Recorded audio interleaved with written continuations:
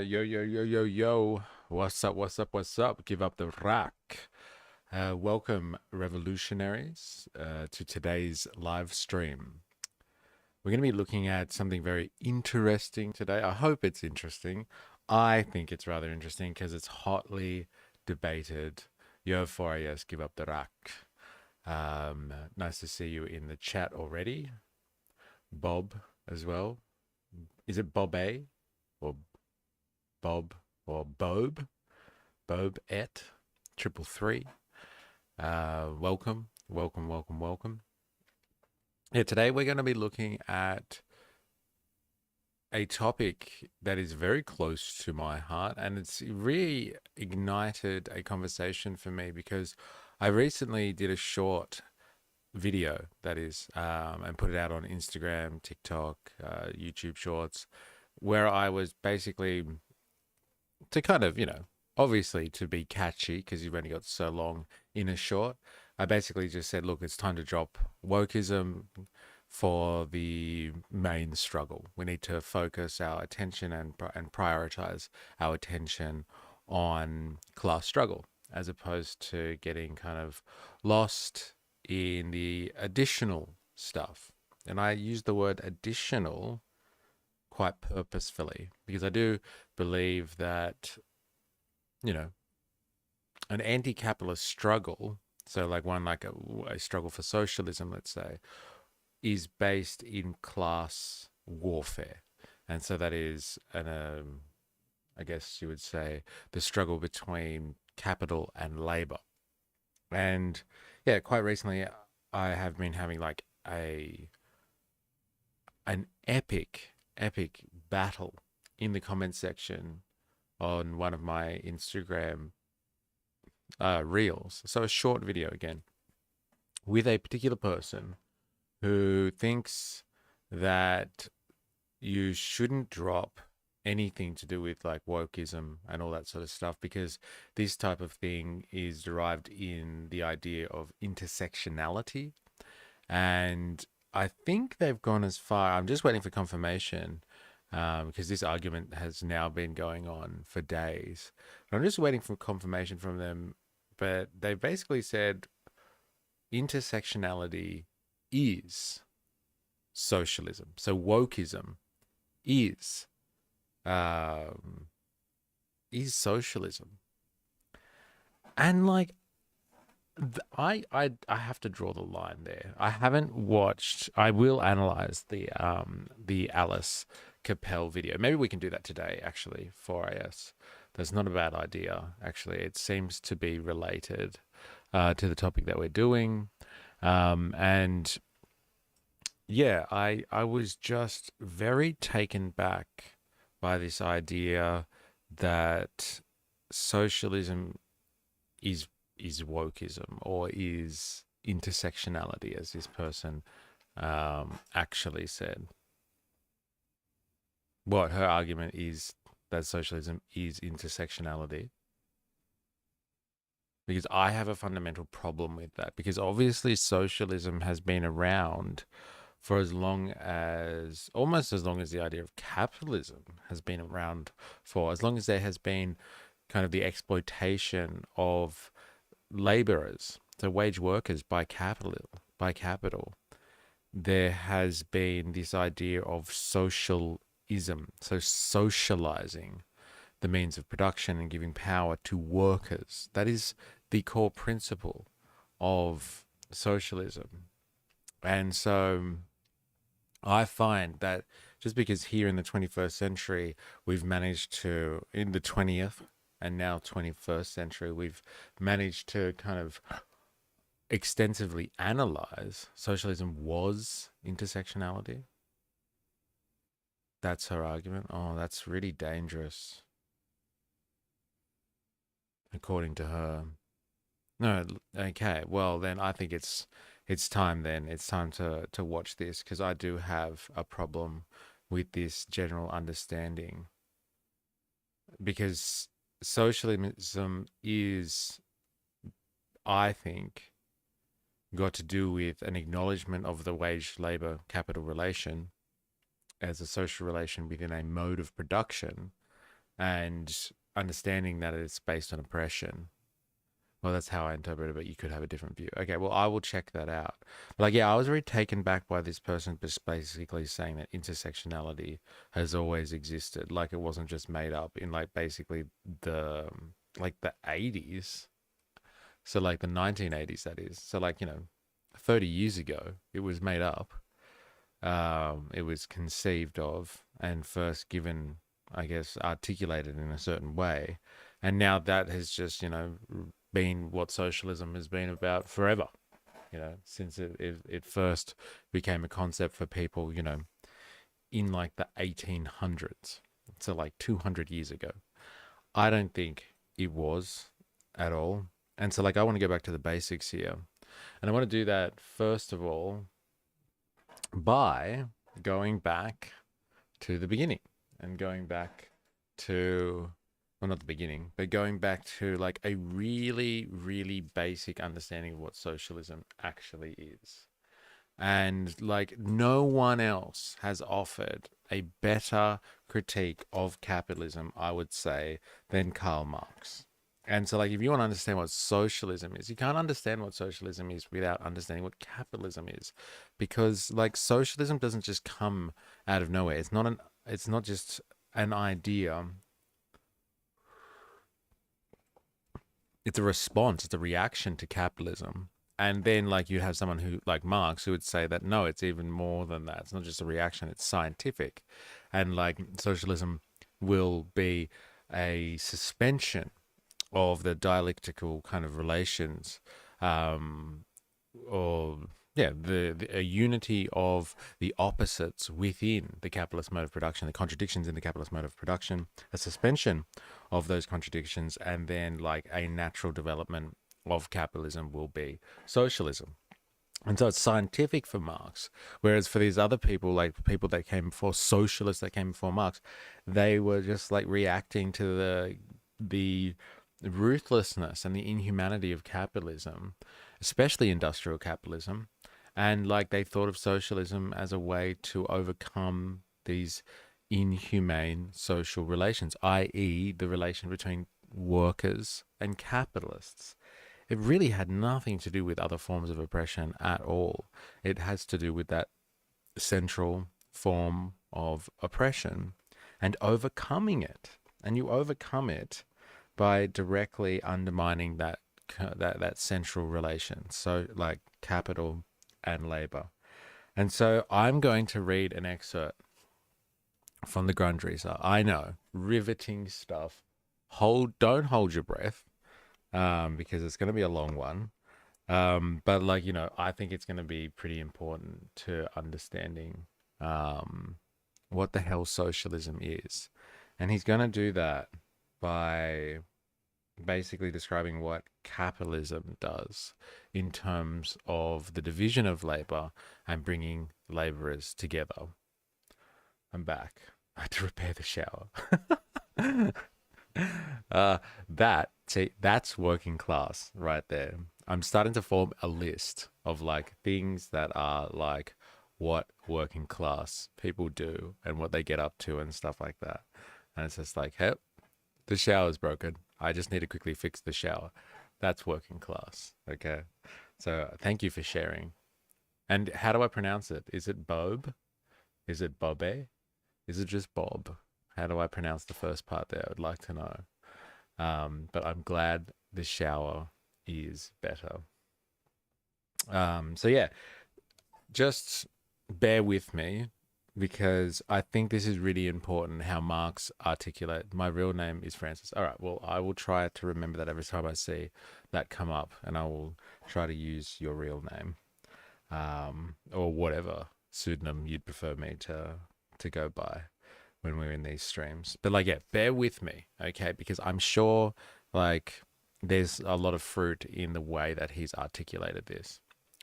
Bobette is underwear in French Canadian. Oh, no way. Okay, well then it's Bobette for sure.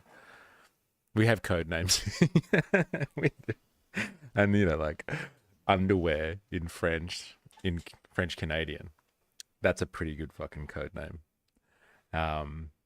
It's code for he or she who fixes the shower.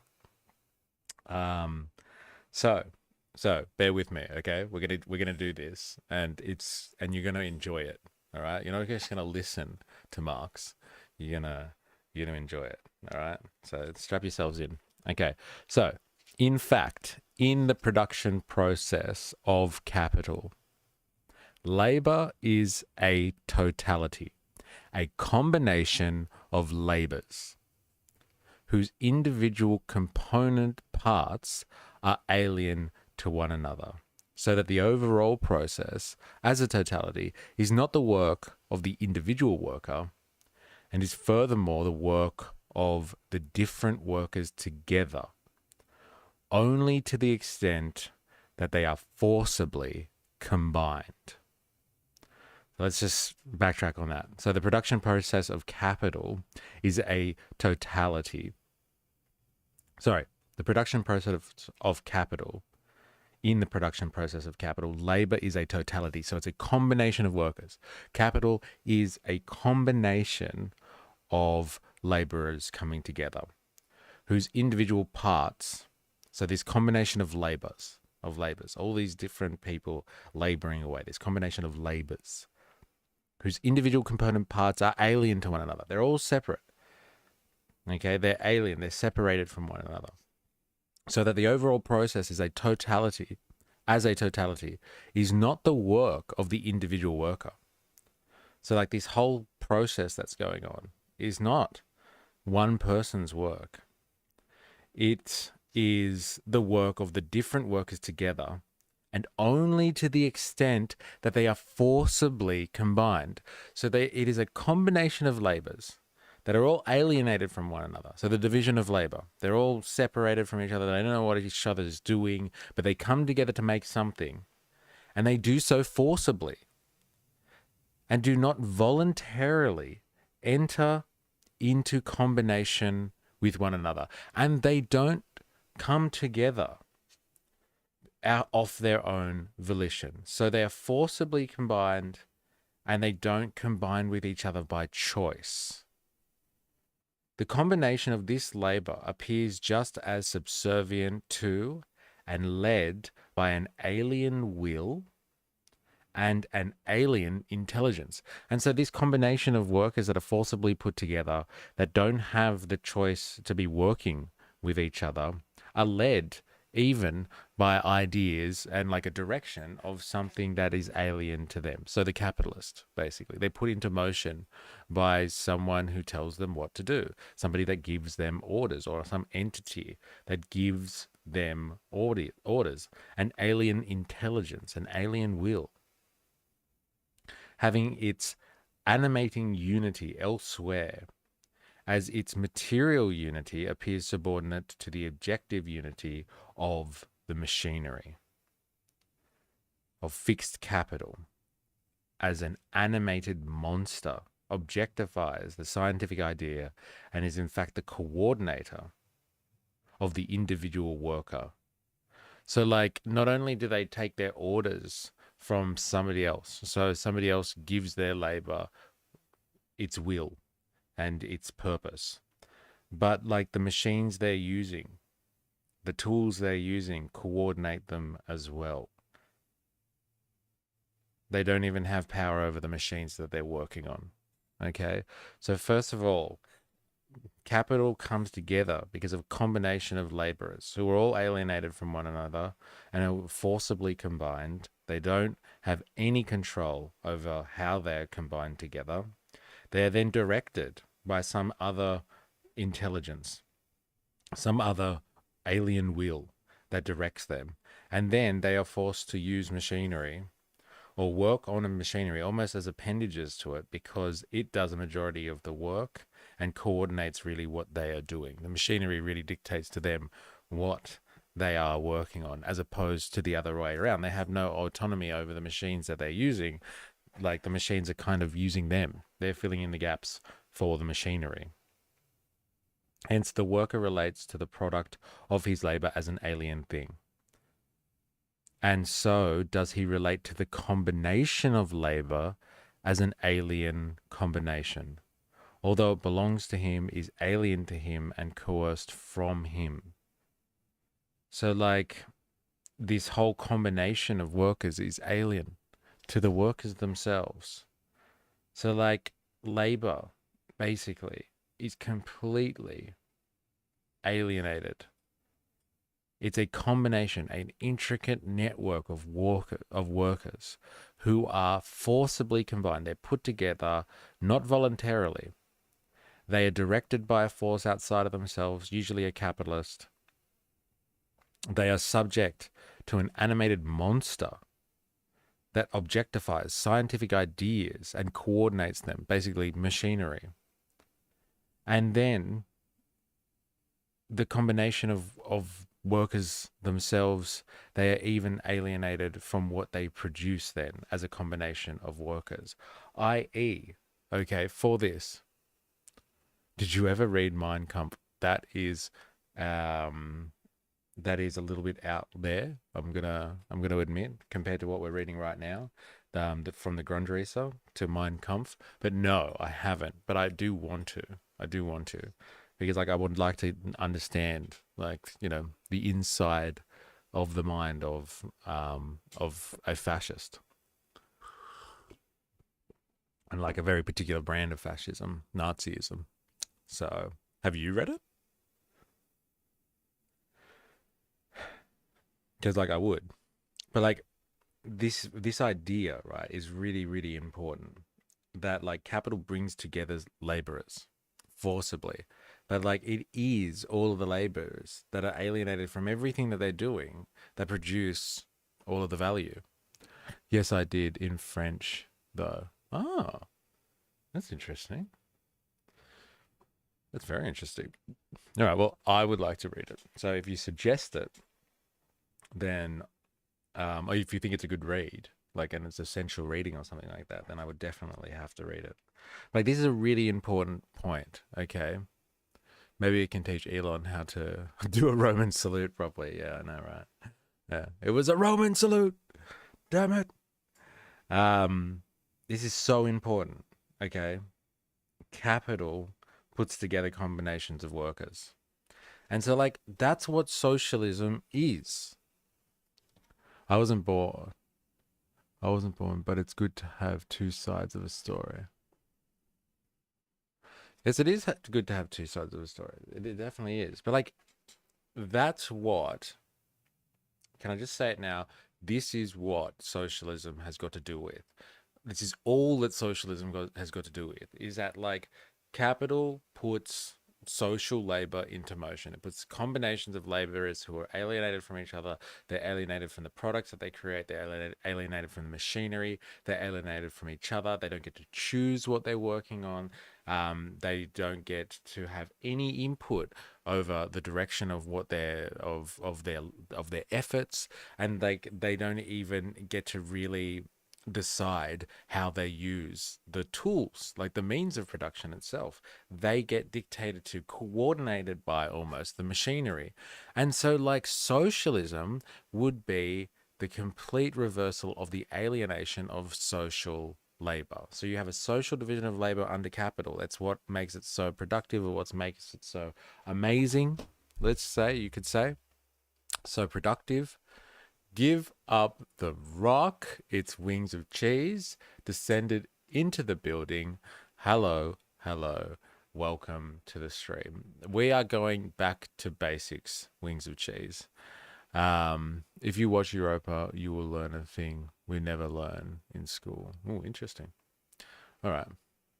Yeah, it's on my watch list.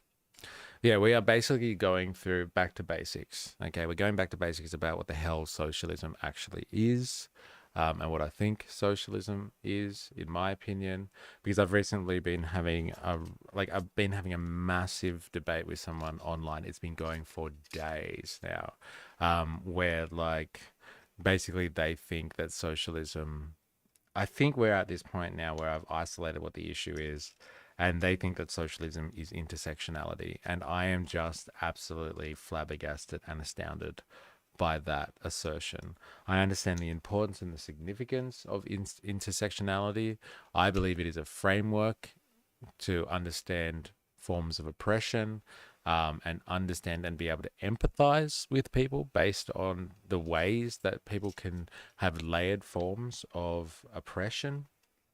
But I think it's just a framework nonetheless. It's a way of relating to people. It's a way of analyzing people's marginalization, let's say, specific to the individual almost. So it's an infinite way of analyzing society and the individual. That is the most important thing. And the point I'm trying to make here is that like socialism is the fucking opposite of that. Socialism has got like really nothing to do with the individual at all. It's an acknowledgement of the productive forces of capitalism, alley plan and written publicly. It is. That's my understanding of it. And like this person's just like, you don't know what intersectionality is. You have no idea what you're talking about. Blah blah blah blah blah blah blah. And like basically, they're just like, and we've gotten to a point where I think I've stumbled upon the real problem here. Is they think that intersectionality is socialism, and like, oh my god, what an astounding admission to make, because like that is the heart of the problem. My initial issue with all of this, with like my short anyway that sparked this conversation, was like we need to let go of like the wokeism stuff. If like that's how the right want to define the conversation for the working class, and they're winning on that arm wrestle, and they've got like a dog whistle word like wokeism and all that sort of stuff, which like gets people offside immediately, then fucking give it up, let them have it. Like you can still be socially progressive, and you can still be not an asshole, you know what I mean? And like treat people with dignity and respect without going through this whole, going through the culture wars, and going through, intersectionality is like, as button facts and antiseptics, lol. Europe of the last battle, like the culture wars. So like, intersectionality is basically this idea that like class struggles, okay, or class oppression isn't the only form of oppression. There's many forms of oppression, and so people can have unique like experiences when it comes to oppression based on like kind of their individuality. So like a black woman who's a lesbian in the American South will have a different experience in terms of their oppression to an Indonesian Muslim slave labor worker in a factory somewhere in Jakarta. Like they both are subject to the oppression of the capitalist system, but like, one deals with like kind of American racism, and like sexuality, oppression issues in America, in a free market liberal society, a Western society, and the other deals with being a female in a Muslim country that is subject to slave labor conditions thanks to like incoming foreign capitalists and stuff like that. So like there's an intersection of like crossing points of types of oppression or forms of oppression and all that sort of stuff. And intersectionality is a framework, is a way of kind of looking at levels of oppression, and acknowledging that not everyone experiences oppression in the same way. And so like I've basically been saying in my short form content that like, look, it's nice to acknowledge all the different forms of oppression and all that sort of stuff. It's nice to make sure we go to battle in solidarity with other movements as anti-capitalists or socialists or communists or whatever you want to call yourself. However, I think the ship has sailed. I think recent events have shown us that we need to kind of draw back from the culture wars, or from wokeism, like however you want to describe it, and like focus on the class struggle. We need a clear strategy. We need to prioritize here because like we are not making any fucking ground. And like, but more to MysterE's argument, they're all symptoms of the original disease. And like, yes, they're all connected. Farias has made a good point here. Like, you know, racism, sexism, discrimination based on sexuality, like all of these things are elements that like might even pervade society or humanity and go well outside of, like, you know, the capitalist system. They might have existed under feudalism, under the ancient modes of production, under Asiatic modes of production, and in hunter-gatherer societies. But like they take on a particular characteristic under the capitalist mode of production and are exacerbated more under the capitalist mode of production. Like look at racism in America, well, in Europa. You will know who finance and create all those movements. Okay, I'm really gonna have to watch this now. And like so, like you see the insinuation from Bob et over here from French underwear is that, like, you know, this sort of stuff can be easily manufactured because it's ideology. It's like an idea about certain things, like, and it might not be based in material conditions. It might not be based in material conditions, and so people can play with it. But like, you know, something like class war, a material condition in the Marxist sense, it's like it can be really broken down objectively and looked at like just in terms of people's material conditions. It's all written, LOL, with a book and a journal article. And anyway, what I have been saying is that we should be focusing on the class struggle again, focusing on the main objective, which is bringing down the capitalist mode of production in my mind. And this person has just been like, no, you have to fight everything at the same time. You have to find all forms of oppression, not just capitalism. Because like if you bring down capitalism, it's not going to change anything else. And they call themselves a communist, an anarcho-communist. And I was like, if you really think you're a communist, basically, and like you think that bringing down the capitalist mode of production won't have any effect on anything else, and you're predicting that, you know, racism and sexism and all that sort of stuff is going to stay exactly the same once capitalism is gone, like what type of communist are you? Like, one, you can never predict what's going to happen after the abolition of capitalism. And so, like, to say that this intersectionality framework of yours will exist beyond the abolition of capitalism is predicting, like, that these things will maintain their form after a mode of production is extinguished. And like, that's a big assumption. And so, like, we're at a point now where they've just said, yes, intersectionality is socialism, and I'm just like, I'm out. Like, I'm really out of this conversation now because you have no idea what socialism is.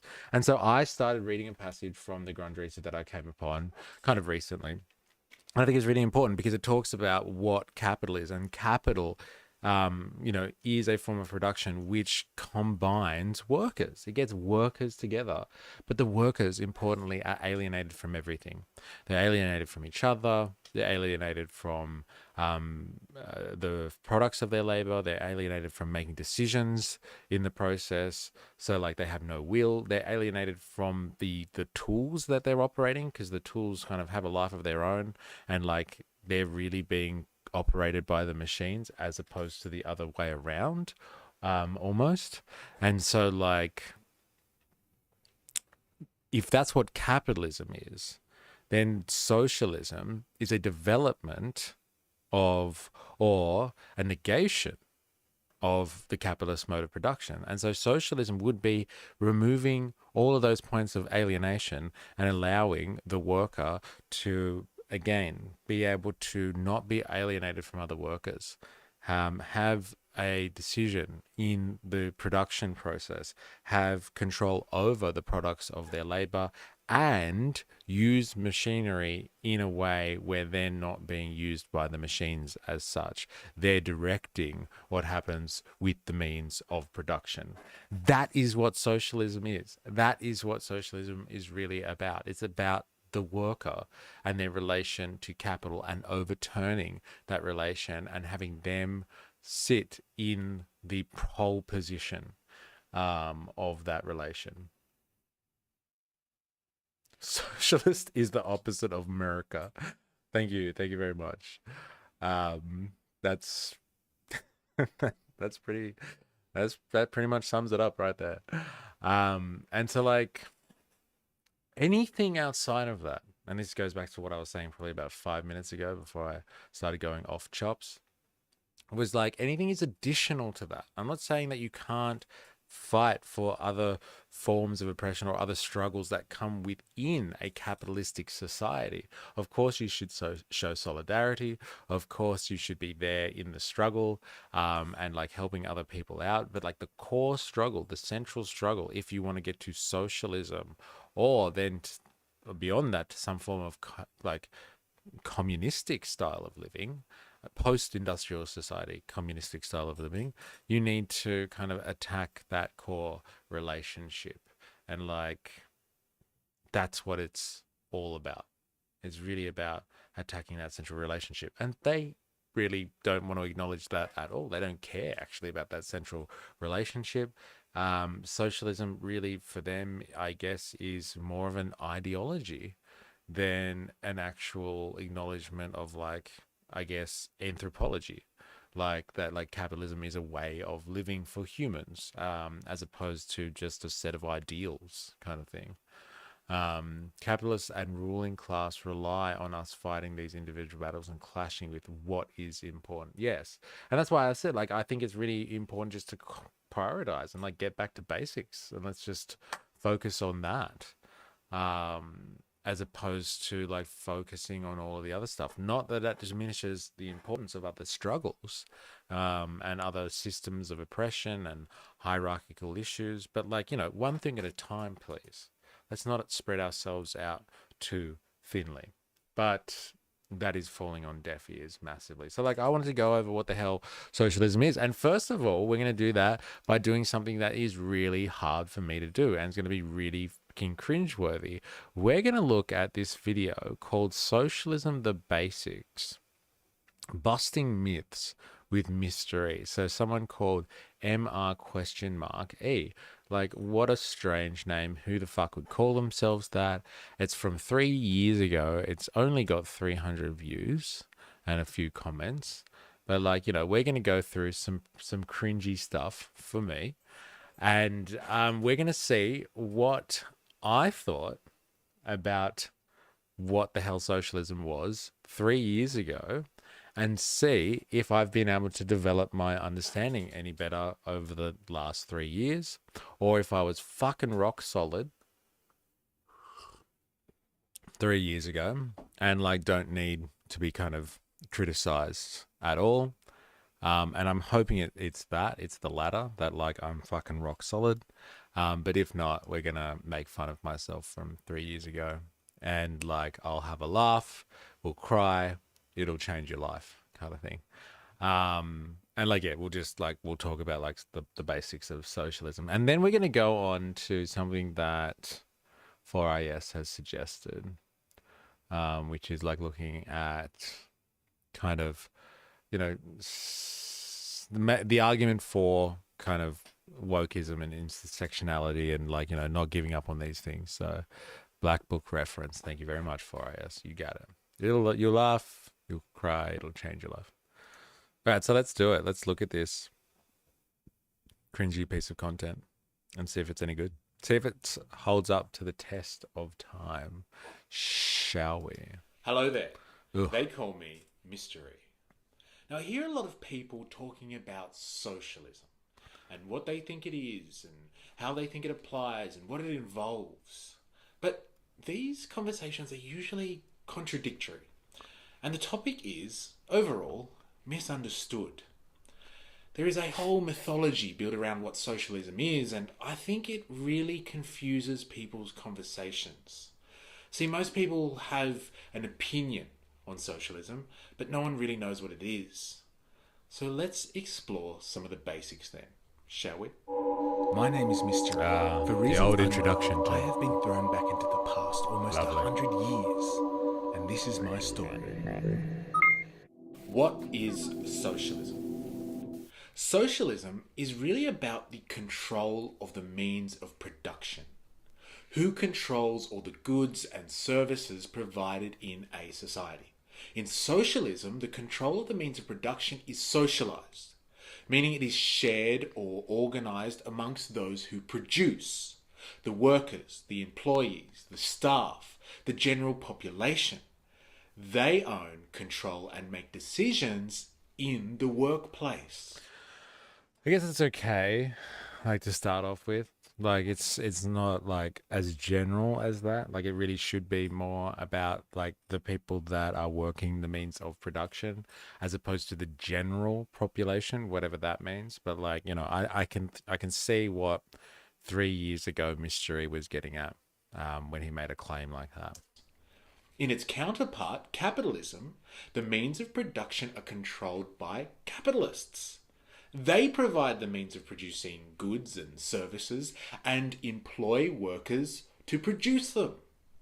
In both systems, production results in value and profit. In socialism, the workers decide what to do with the profits of their shared production. In capitalism, the capitalists decide. So I want to just delineate there because I think it is important, is that like I don't think a socialist society would have to, or socialism would have to even get to a point of deciding what to do with profit per se. So what we should acknowledge is that in a socialist society, let's say that we ever got there, that would be one where the workers control not only the means of production, but like control the society itself. So not only the workplaces, but they politically control society too. So capitalists in the current system that we have in the Western world anyway, capitalists control the means of production, so the ways of producing value, so they get to decide what happens with the profit. But like they also control the political system through bourgeois democracy. So like, parliaments, and like republics and all that sort of stuff. So they have a political control. So that is the dictatorship of the bourgeoisie. In a socialist society, you would have kind of the workers controlling the means of production, whether that be in individual workplaces, as like unions or collections of unions, like trade unions, so syndicates, and you would have them controlling the political sphere, like what happens to society at large, through some type of dictatorship of the proletariat. Now, what the hell does that mean? That you can argue over that for days. Like whether you would go down a one-party system where you have like one party that represents the workers and call themselves a workers' party and they control everything. That's one way of doing a dictatorship of the proletariat. Or you could just have a dictatorship of the proletariat, which is like, all of the workers involved in a democratic system somehow. So all workers are able to be the people that vote, and are involved in the political process. And like to the exclusion of the bourgeoisie and to exclusion of other classes in society, like the lumpen proletariat, or the precariat, 4AS, which we were talking about like last week. You'd be excluding other groups, and like it'd be a dictatorship of the proletariat, because that is the way that you would get closer or closest, to a communistic style of society. So like why I'm saying all of that is that like I've basically said in the past that like they control the profit. Okay, they might control the profit in a kind of transition away from capitalism towards socialism, because profit would still be important. But like what that really means is the surplus value. Because like surplus value is what is converted into profit once you exchange your goods and your service, your produce. Once you exchange that on the market, you get money back. That's profit. Okay. But surplus value doesn't always have to be profit. So you could have a socialist society where like the surplus value that like is made in your economy through like the means of production and like workers control and all that sort of stuff, it might not ever be realized as profit. So like converted into the money form, it might just stay as surplus value. So like I just want to make that distinction there, that socialism doesn't have to be about workers controlling the profit, but they do get to decide what happens with the additional value that everyone produces as a society. How is socialism achieved? Socialism is achieved in three ways, I would say: evolutionary, revolutionary, and cooperatively. Evolutionary socialism comes from reform through legislation and laws, voting for socialist political parties that would introduce socialist policies, and introducing socialist-friendly laws to control industrial relations and workplace operations. Revolutionary socialism, as the name suggests, comes from a social political revolution, when a section of society rises up and overthrows the social establishment or ruling elite to institute socialist ideals and organisation. Cooperative socialism is grassroots. It stems from people creating socialist-style enterprises and businesses as collectives or cooperatives. This may then change the business world over time. So like two things there. So like you could actually break it down into two categories. You could have political and economic struggle. All right. So what I've said is there's evolutionary socialism and revolutionary socialism. Both of them are about the working class recognizing themselves as an interest group and representing themselves politically. So you can do that through the bourgeois political process, and you could like form your own workers' parties and fight for socialist principles, and then eventually transform society through enough legislative changes to socialism. That's like reformation, or like reforming capitalism into socialism.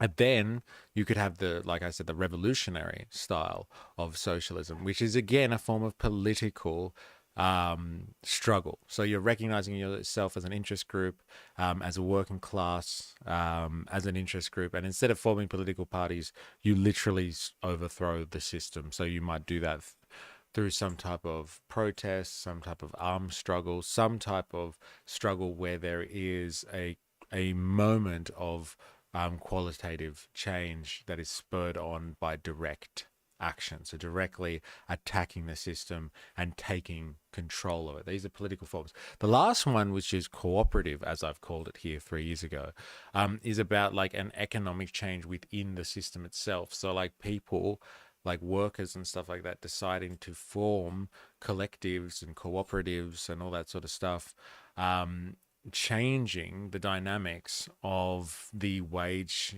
labor to capital relations. So instead of wage laborers only going to capitalists to form their employment, and capitalists just getting their profits through exploiting labor, you could have a system where like laborers just start taking over the workplaces and the means of production, and that becomes so predominant within the capitalist system, like the mode of production literally changes because people are changing it from within.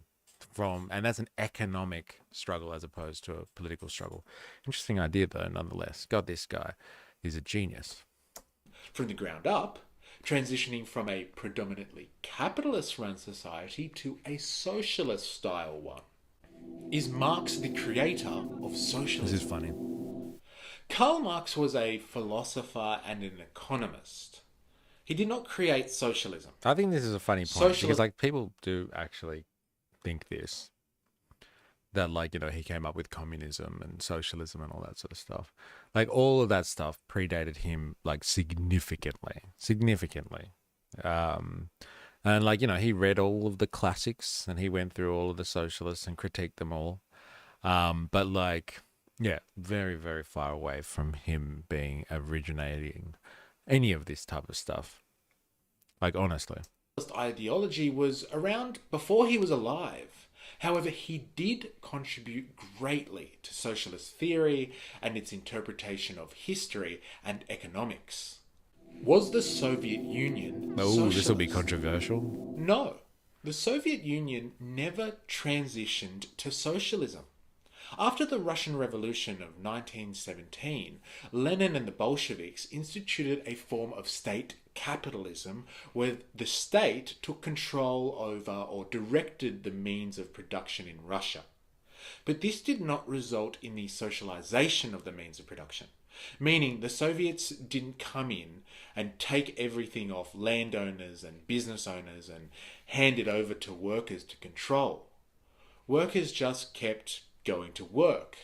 things remained the same for the most part. However, the state took control of society, directing the economy, as opposed to rich ruling elites doing it like in capitalist countries. It's not a bad point, but it's not explained well enough for myself these days anyway. I'd expect a more nuanced version of that. So like state capitalism, okay, is state capitalism. Remember, like the main word in that is capitalism. So like people confuse and say like socialism is when the government does stuff, like social security and social welfare and I don't know, collecting your garbage and like making sure public roads exist and stuff like that. Apparently, when the government does stuff, that's socialism. That's not right. And so it can easily be confused then by saying state capitalism is like just when the government does stuff in the economy.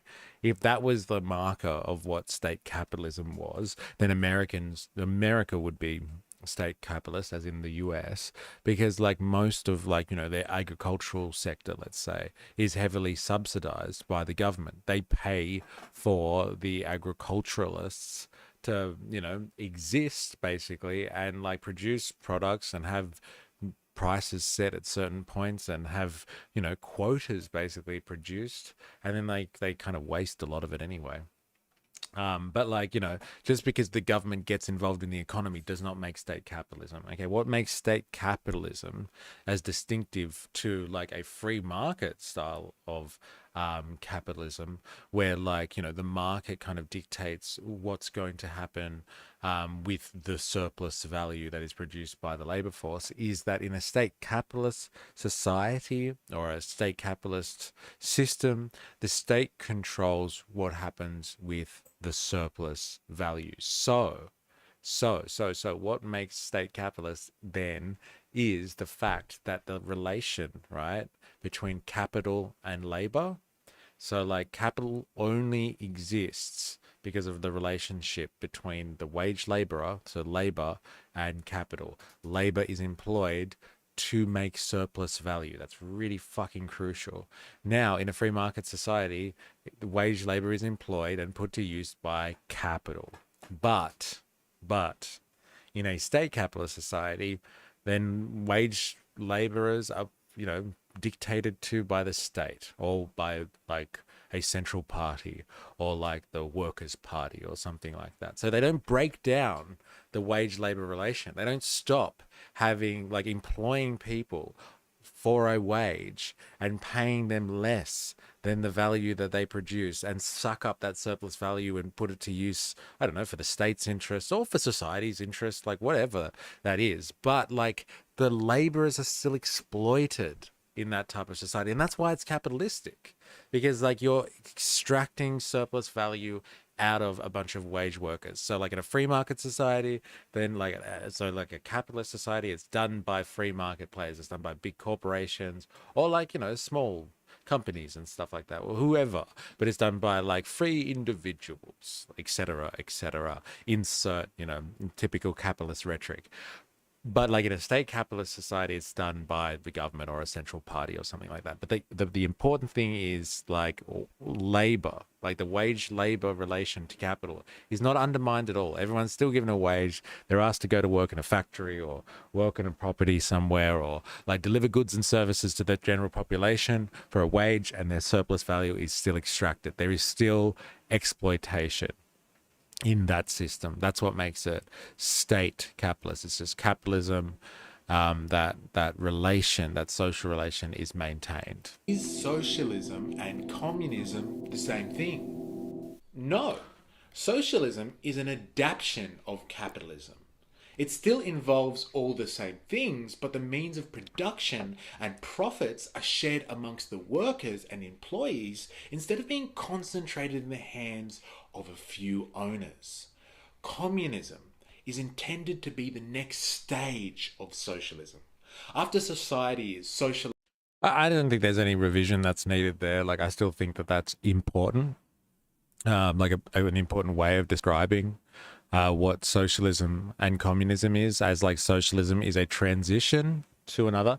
But like I would just update that to say that like this is my interpretation of it, and like this is not how everyone has interpreted these things. Like for a long time, like if you look at Germany and stuff like that, the way that like the social democrats were like majorly in power at the beginning of the 20th century. Social democrats were basically socialists, so a workers' party who believed in, you know, basically seizing the means of production, and they were going to do that through the bourgeois democratic system because they were a large workers' party, and they were going to use like the democratic mode or political system to try and get what they wanted. But they described themselves as, yeah, social democrats. Basically, they were socialists who were big on democracy. But like Lenin, very interestingly, revived the idea of communism. Like he kind of like was sick of what the social democrats were doing in Germany and stuff like that, and like he didn't think they were guys basically hardcore enough in terms of like getting like seizing the means of production and bringing in communism. And so like he revived the word communism, which had fallen out of favor, and so he started calling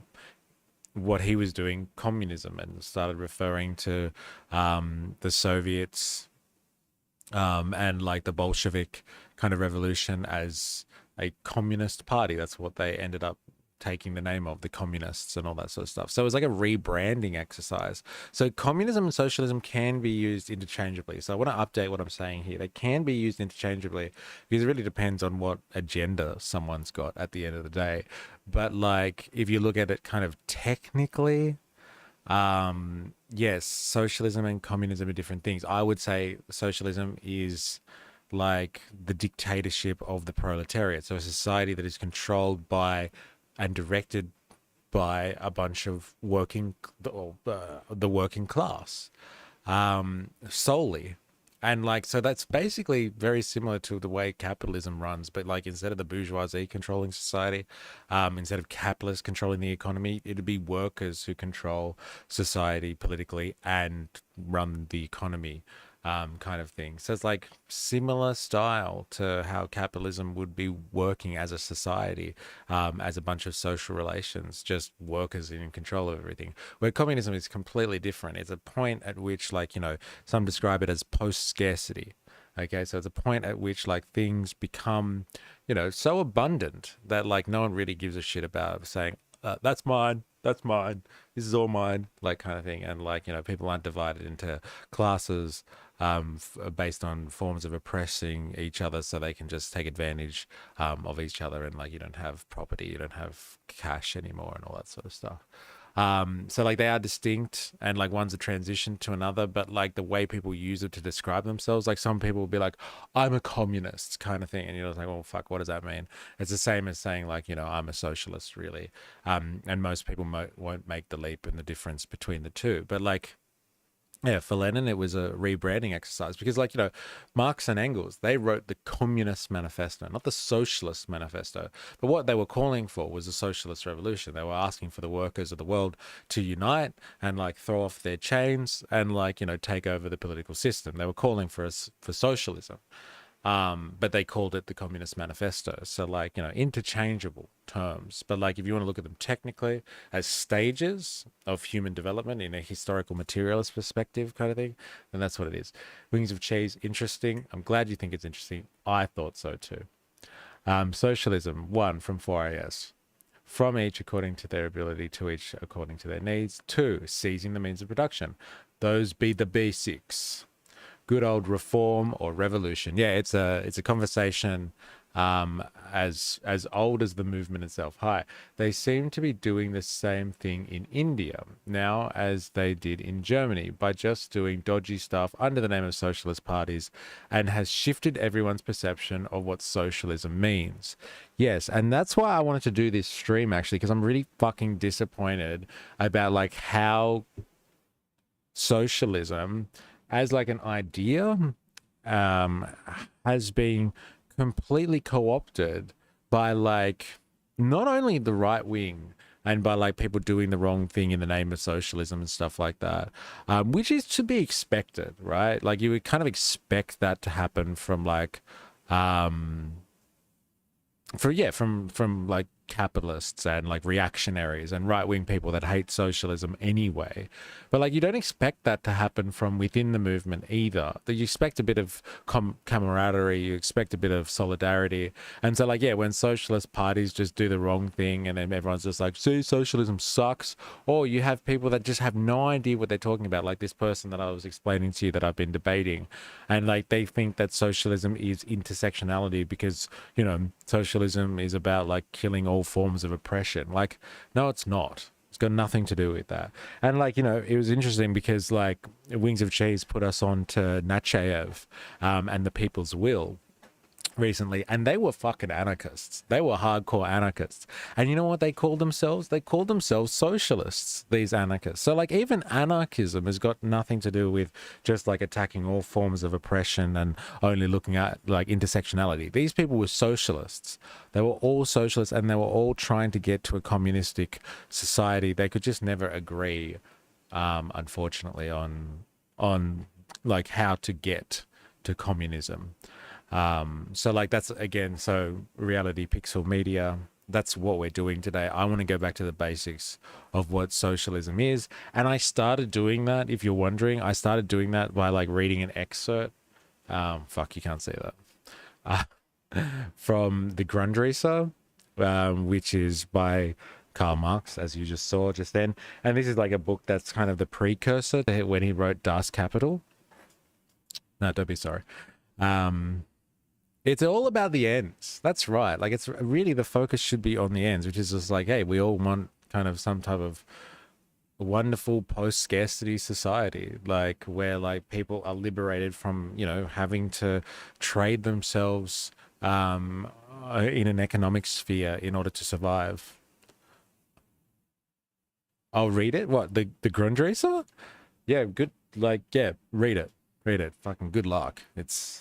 It's heavy. And like, this is Marx being philosophical as well, as opposed to like Capital, which I thought was very philosophical, but it looks very technical compared to this thing.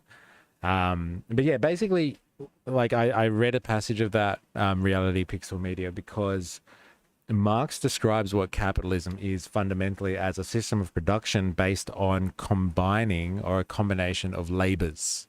So getting labor together, and like, this form of getting labor together is incredibly alienating for the laborer on many senses. Like, they are alienated, so they're separated from other workers. They're separated from the fact that there's a conglomeration of labor that makes all of the value for everyone. They're alienated from the fact that they don't make any decisions in that process, so they are directed by somebody else's will.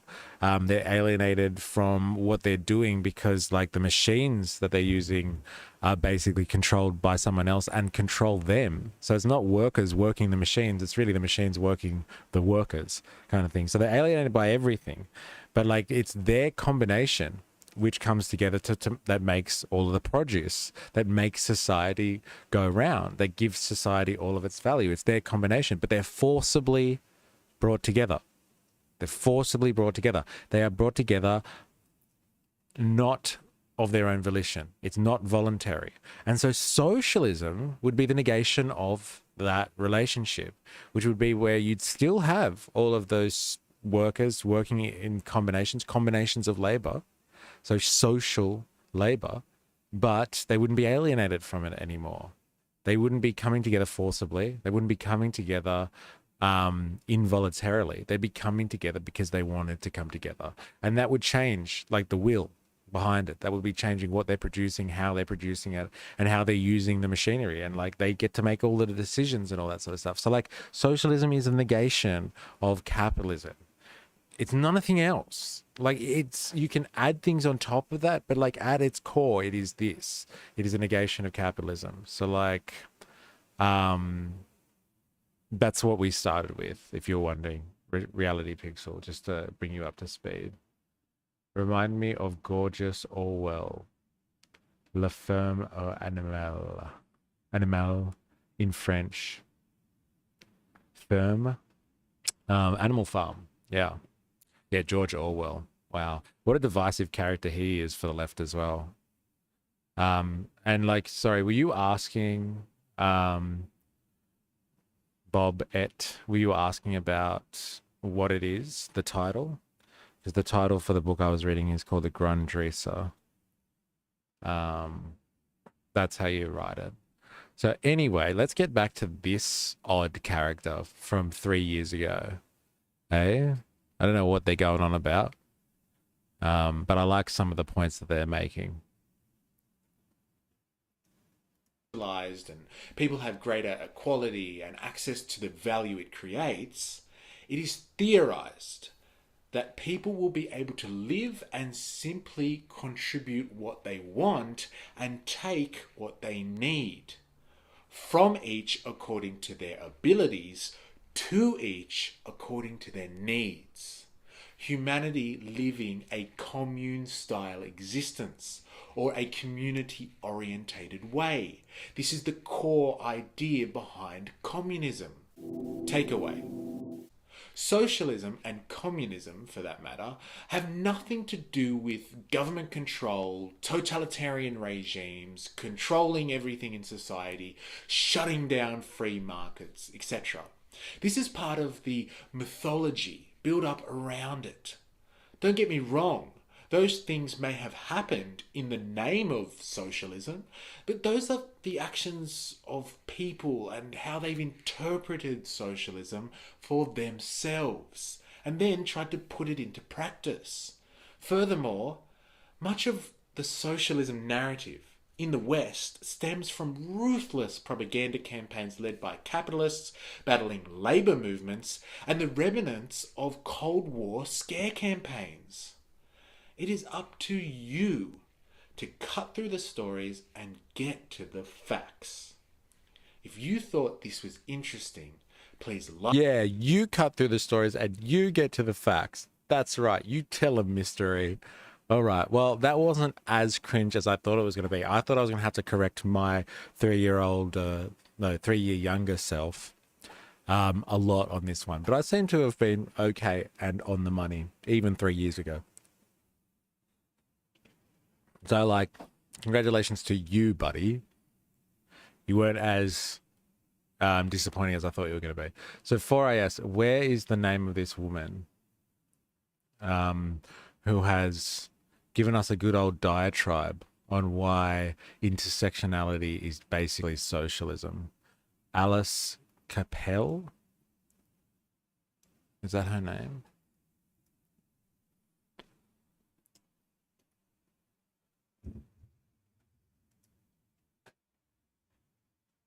In defense of wokeism. Here it is. Oh, God.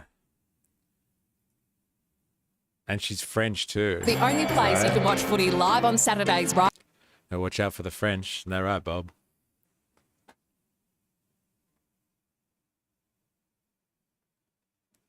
You did a good job, don't worry. Thank you. Thank you. I'd like to think so too. All right, let's see. Let's see what she's got here. I might speed it up just a little bit because I hope you don't mind. I don't know if I want to sit through all half an hour of this. LOL. That's why it's a purpose for you. Yeah, thank you. Oh, I don't know if I want to do this. Far out. She's got 400,000 subscribers. So what does Alice do with her time? Let's check out Alice first before we listen to her. Well, what the?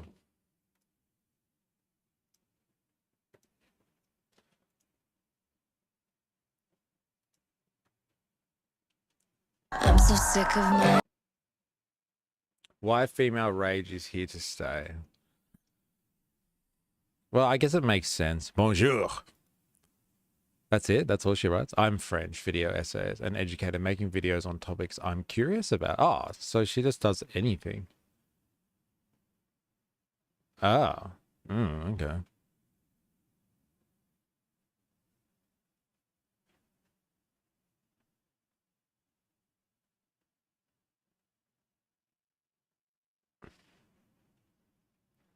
Defense of wokeism. We're weirdly obsessed with cars. Luigi Mangione, activist or terrorist? Dun, dun, dun. I ask the hard questions. All right, let's give us why wokeism is socialism then. I really hope that's not the thesis for us. French Canadian is the same as French people in Europe. She's a progressive. Sorry, French Canadian is not the same as French people in Europe. Sorry, yes.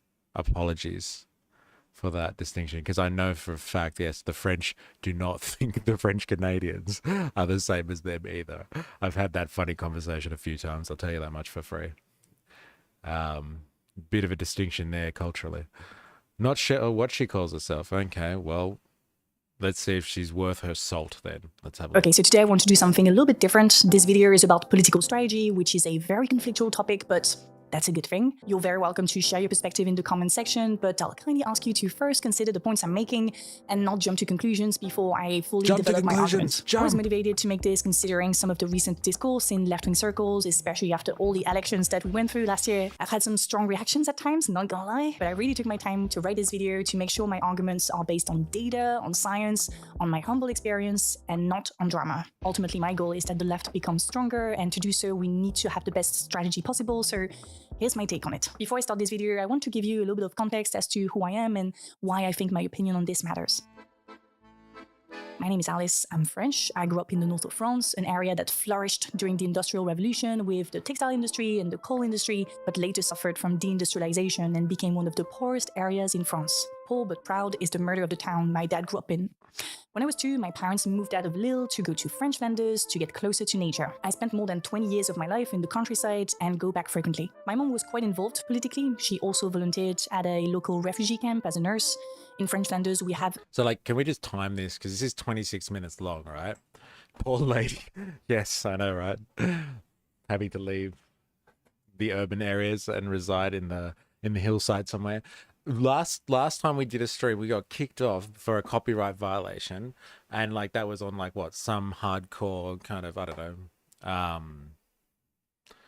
there was some big channel that does documentaries and stuff. I bet you we'll watch her stuff and we won't get kicked off. Like, where's the talk about discrimination, eh? She's a victim of humanity. Yes, French humanity apparently. A few of them for refugees traveling to Calais and then to the UK. I liked to join her every now and then because I could practice the English that I had learned in my books with the refugees. People in the area didn't really like the refugee camps. Some of my relatives weren't big fans. In fact, my mom and my other relatives are on completely opposite ends of the political spectrum. I think that growing up with them has taught me a lot about the psychology of the far-right vote. It helps me answer questions like, are far-right voters inherently racist? Are they just frustrated? Aren't far-right voters ashamed? Or are they just dumb? That attachment to my far-right relatives and my background has also made me very skeptical of all the things we hear about morality, far-right voters, etc. I think my area is especially interesting to study if we want to understand the rise of the far-right. In fact, it's known in France as the lab of the far-right. It's in the northern coal mine areas that the French far-right, the National Rally, won its first municipality in 2014. That's where the vote went from left to far-right. The coal mines were predominantly socialist or communist. Up north, in Flanders, a conservative area, the vote went from right-wing to far-right. Almost all our representatives in the north are from the National Rally. This phenomenon happens in my area, it happens in France, in Europe, in the US, in a lot of globalized neoliberal countries. So now that you understand my perspective, I want to debunk Globalized neoliberal countries, eh? C'est la oui, Louis. I don't know how to pronounce that properly. I've butchered it, I'm sure. or nuance a thing we hear a lot when talking about politics. That thing is that people who live outside city centers are a bunch of depressed, uneducated racists. I want to change your perspective on that, and once that is done, I'll explain you why that leads me to defend wokeism. This idea of the depressed, uneducated racists versus the enlightened, urban progressives is everywhere. On TV, on social media. You could put half of Trump's supporters She's been on the Deprogrammed podcast. Elect a clown, expect a circus. into what I call the basket of deplorables. right? It is also confirmed by the maps we see after elections. Look at this one, for example, in the US, or this one in France, also this one in Italy. The little dots that you see are often cities lost in a sea of red or black or blue, depending on the map. So this is a territorial approach of politics. Journalists love it because it's very visual, it's very binary. That's why we see those maps all the time. In fact, we see them so much that we've fully integrated them in the way we do and talk about politics. On the left side of the political spectrum, we're very uncomfortable with those maps.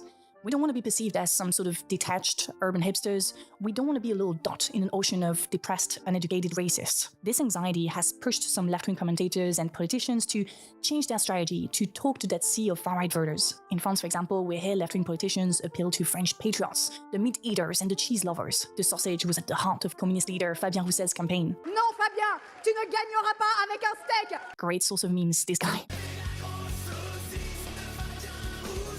Some other left-wing politicians do everything they can to avoid talking about the topics that make the rural voters angry. The Middle East, feminism, trans people, Arabs, POC. But is that a good strategy? Should we appeal to those voters in the first place? One problem. Go on, hit us up. We want to see. We want to know what the problem is. Who are the depressed, uneducated racists that everyone talks about? Are they really depressed? Are they really uneducated? And are they really racist? It missed my last comment. Ah, really? Why is that happening? This is happening more and more. Maybe it's just you, Reality Pixel Media. You've been censored. You've been censored. It's happening. So we're going to take each word separately.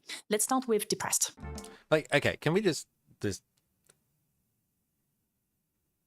hone in on the style of video creation here or narrative play that's going on? She's decided. I have never described right-wing people who are angry as depressed before, uneducated or racist. Maybe the racist one, but like not the uneducated or the depressed one. She's setting the narrative, and now we have to go through and deconstruct each one of these terms for her. So like, it's interesting. I was just saying people like Hillary be pretending to be left. Oh, fucking oath. Like anything in like the US when it comes to like the major two parties and stuff like that, they can like, you know, it is a corporatocracy and you just have two sides of that corporate machine that represent, you know, I guess the urbanites as she's calling them, and then the rural population as she's also describing everyone else. So like, you know, no, they're not left at all. Oh, Hillary definitely isn't. She's part of the corporate establishment, like far out. Talk about like the aristocracy in America. Like the Clintons are part of the aristocracy. Anyway, let's go with the language that she's using, like the particular terms, and then we'll have to deconstruct these terms and what they mean. We often hear that people living outside city centers, in rural areas, are the losers of globalization. They've been left behind and are now frustrated. Well, that's a very biased view of rurality, one that projects the belief of urban people onto rural people. Urban people tend to believe that their lifestyle is the best and that everyone craves it. On the contrary, many rural people don't understand why someone would pay an extortionate amount of money to live in a box in a crowded city. A lot of people in the countryside actually enjoy living there all year round. They have a special connection to nature, plenty of space, and a strong sense of community because of how stable everything is. Now, don't get me wrong, some If you treat everything with an identity politics hammer, everything is an intersectional nail. Yes, yes, 100%. Because like this way of dissecting rural versus urban is not looking at their material conditions at all. It's just like, oh yeah, they're described as depressed, uneducated. Like these two comments in and of themselves have no relation to their material conditions. Like, are they all depressed? Who said that? Are they all uneducated? Like some of the people in like rural Australia are some of the most educated people you will find in the country, because like they are literally the richest people in Australia, because Australia is traditionally an agricultural powerhouse. And so our bourgeoisie are agricultural a big section of our bourgeoisie anyway. Some rural areas are struggling because younger generations are leaving, which causes a lot of worry. But that is not the situation everywhere. And even in challenging situations with public services disappearing, schools closing, etc., rural people take pride in figuring things out with the help of locals. Sociologists explain that resilience, personal responsibility, and small solidarities are very strong in rural areas. The assumption that the red and black parts on the election maps are full of depressed people who feel left behind and angry isn't entirely accurate. Now let's move on to the next word, uneducated. We often hear All right, let's move on to it, shall we? Apparently we're finished with uneducated. that the left has lost the working class vote, implying that the rise of the far right is the result of votes shifting from the left to the right. This has happened to some degree, such as in formal industrial areas like the coal mines, but it's not the whole picture. In fact, I would argue that it's not even the main driver. Looking at recent elections in France, and similar trends appear in other globalized countries, sociologist Vincent Tiberge observed two things. First, there's a sense of resignation among two groups, the working class and young people. Second, there's an increased engagement from one specific group, older conservative voters. To put it simply, working class people don't vote that much. But yeah, those who vote are shifting more and more towards the far right. This can be explained by two reasons. The first one is that they put religion or identity over class. Trump, for example, largely won the white evangelical working class vote, but lost among other working class groups, except white men. Harris won the other groups, but it is true that the Democrats aren't doing much to engage more voters. That's why the working class don't really vote. They don't feel represented by any party. The second reason why working class people went from the left. Okay, so the thesis here, if what I'm understanding from what she's saying, is that like in countries where voting is not mandatory, you have most of the working class just abstaining from voting. And so if you have most of the working class abstaining from voting and it appears like there's a rightward shift in politics, then that is actually not representative of a working class shift to the right. It's just the fact that like the people that are voting are more right wing. So like it's the working class actually that are abstaining from voting, which is the problem, as opposed to them having more of a right lean and a tendency in the modern era. So that's an interesting theory, but it doesn't hold any weight in a country like Australia, because like we are mandatory voters here in Australia. And like I can tell you from my understanding of speaking to very working class people in Australia is like their leaning is not towards to the left. Their leaning is against their own class interests. And like towards the right because of like the poison, which is like mainstream media or right commentators' rhetoric on like this dog whistle word, which is wokeism, and using it to beat over the head like anyone that's kind of socially progressive. And so like people do have this perception that like the left is completely detached from reality because it chases after like woke agendas, whatever that means anyway.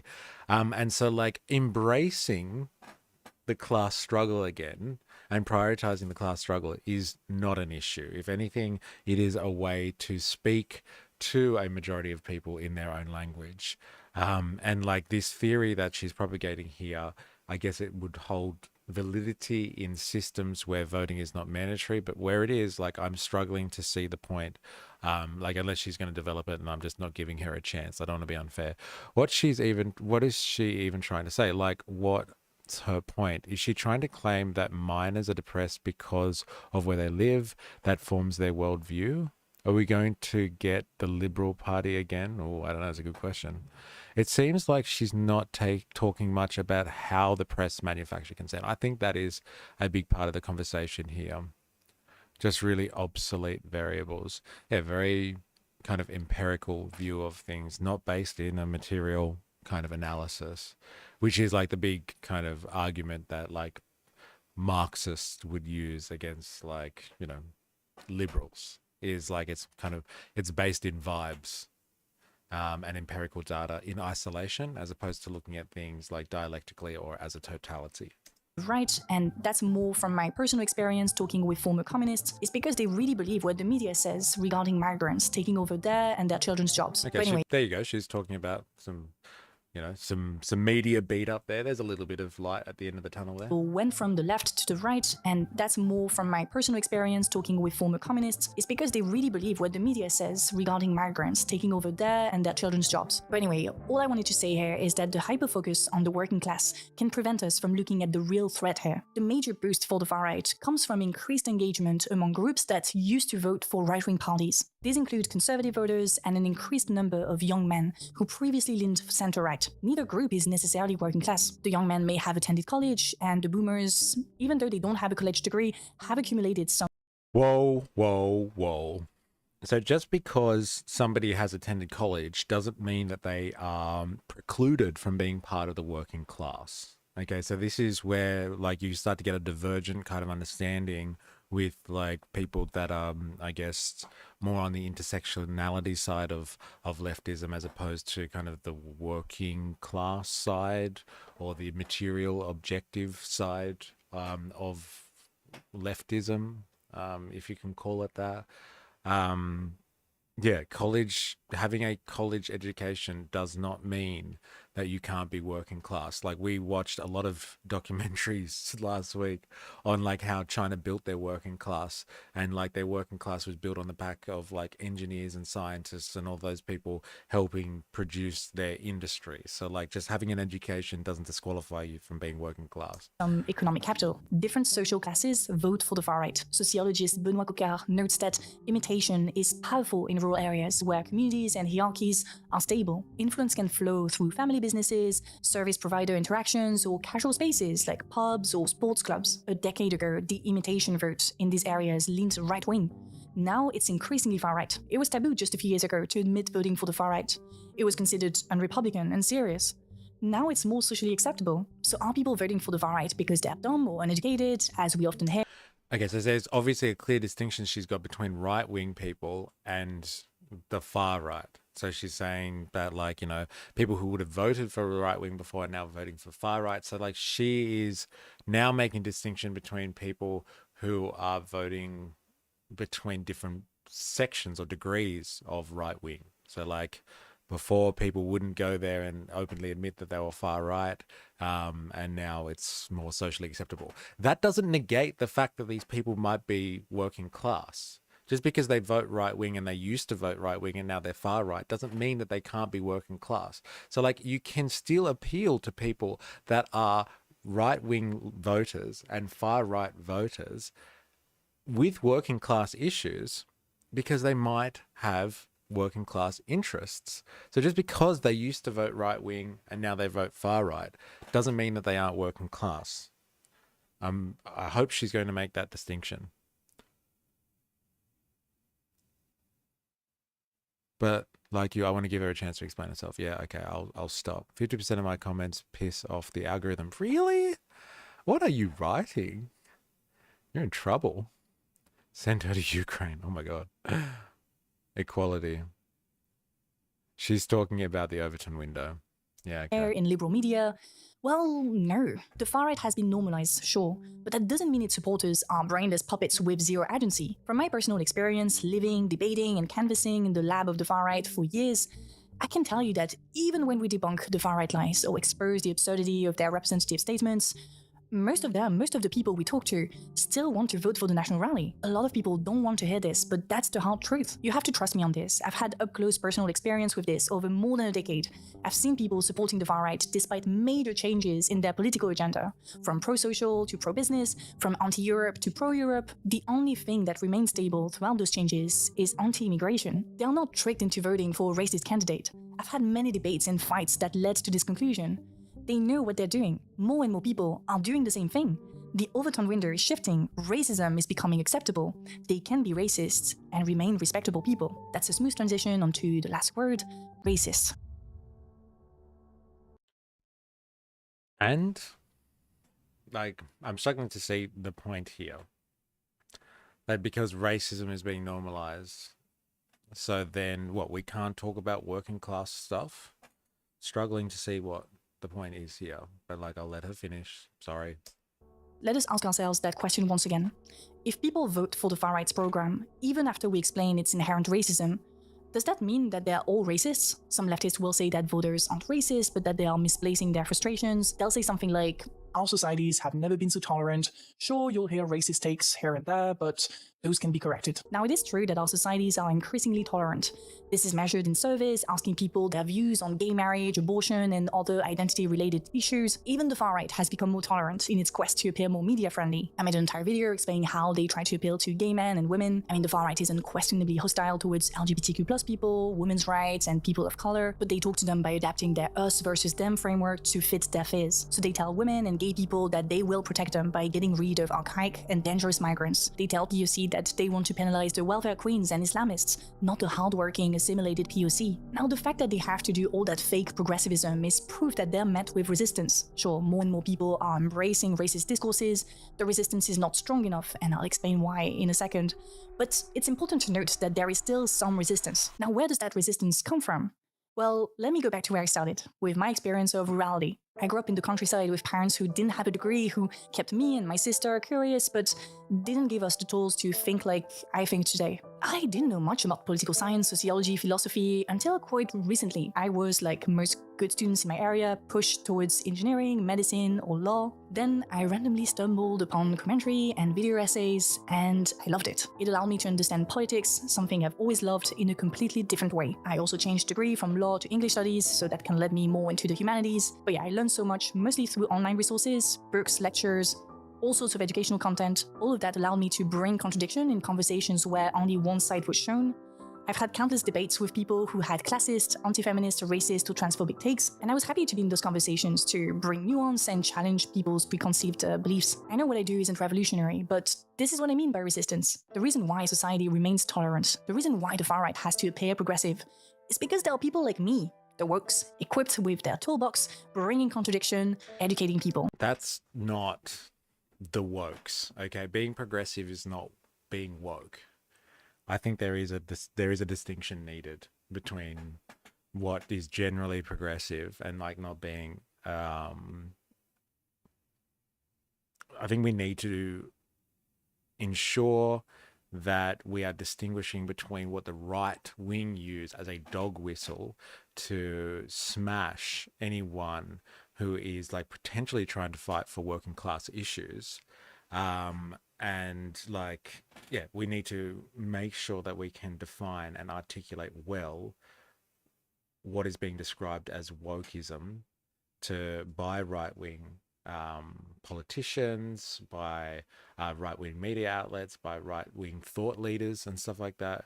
We need to delineate by what they describe as wokeism and what like the left would just describe as like socially progressive. And like just not being a douchebag kind of thing, like being someone who doesn't discriminate against other people. So like if she's out there like fighting against people that are racist, which has been happening for fucking ever. Communists have been doing that forever.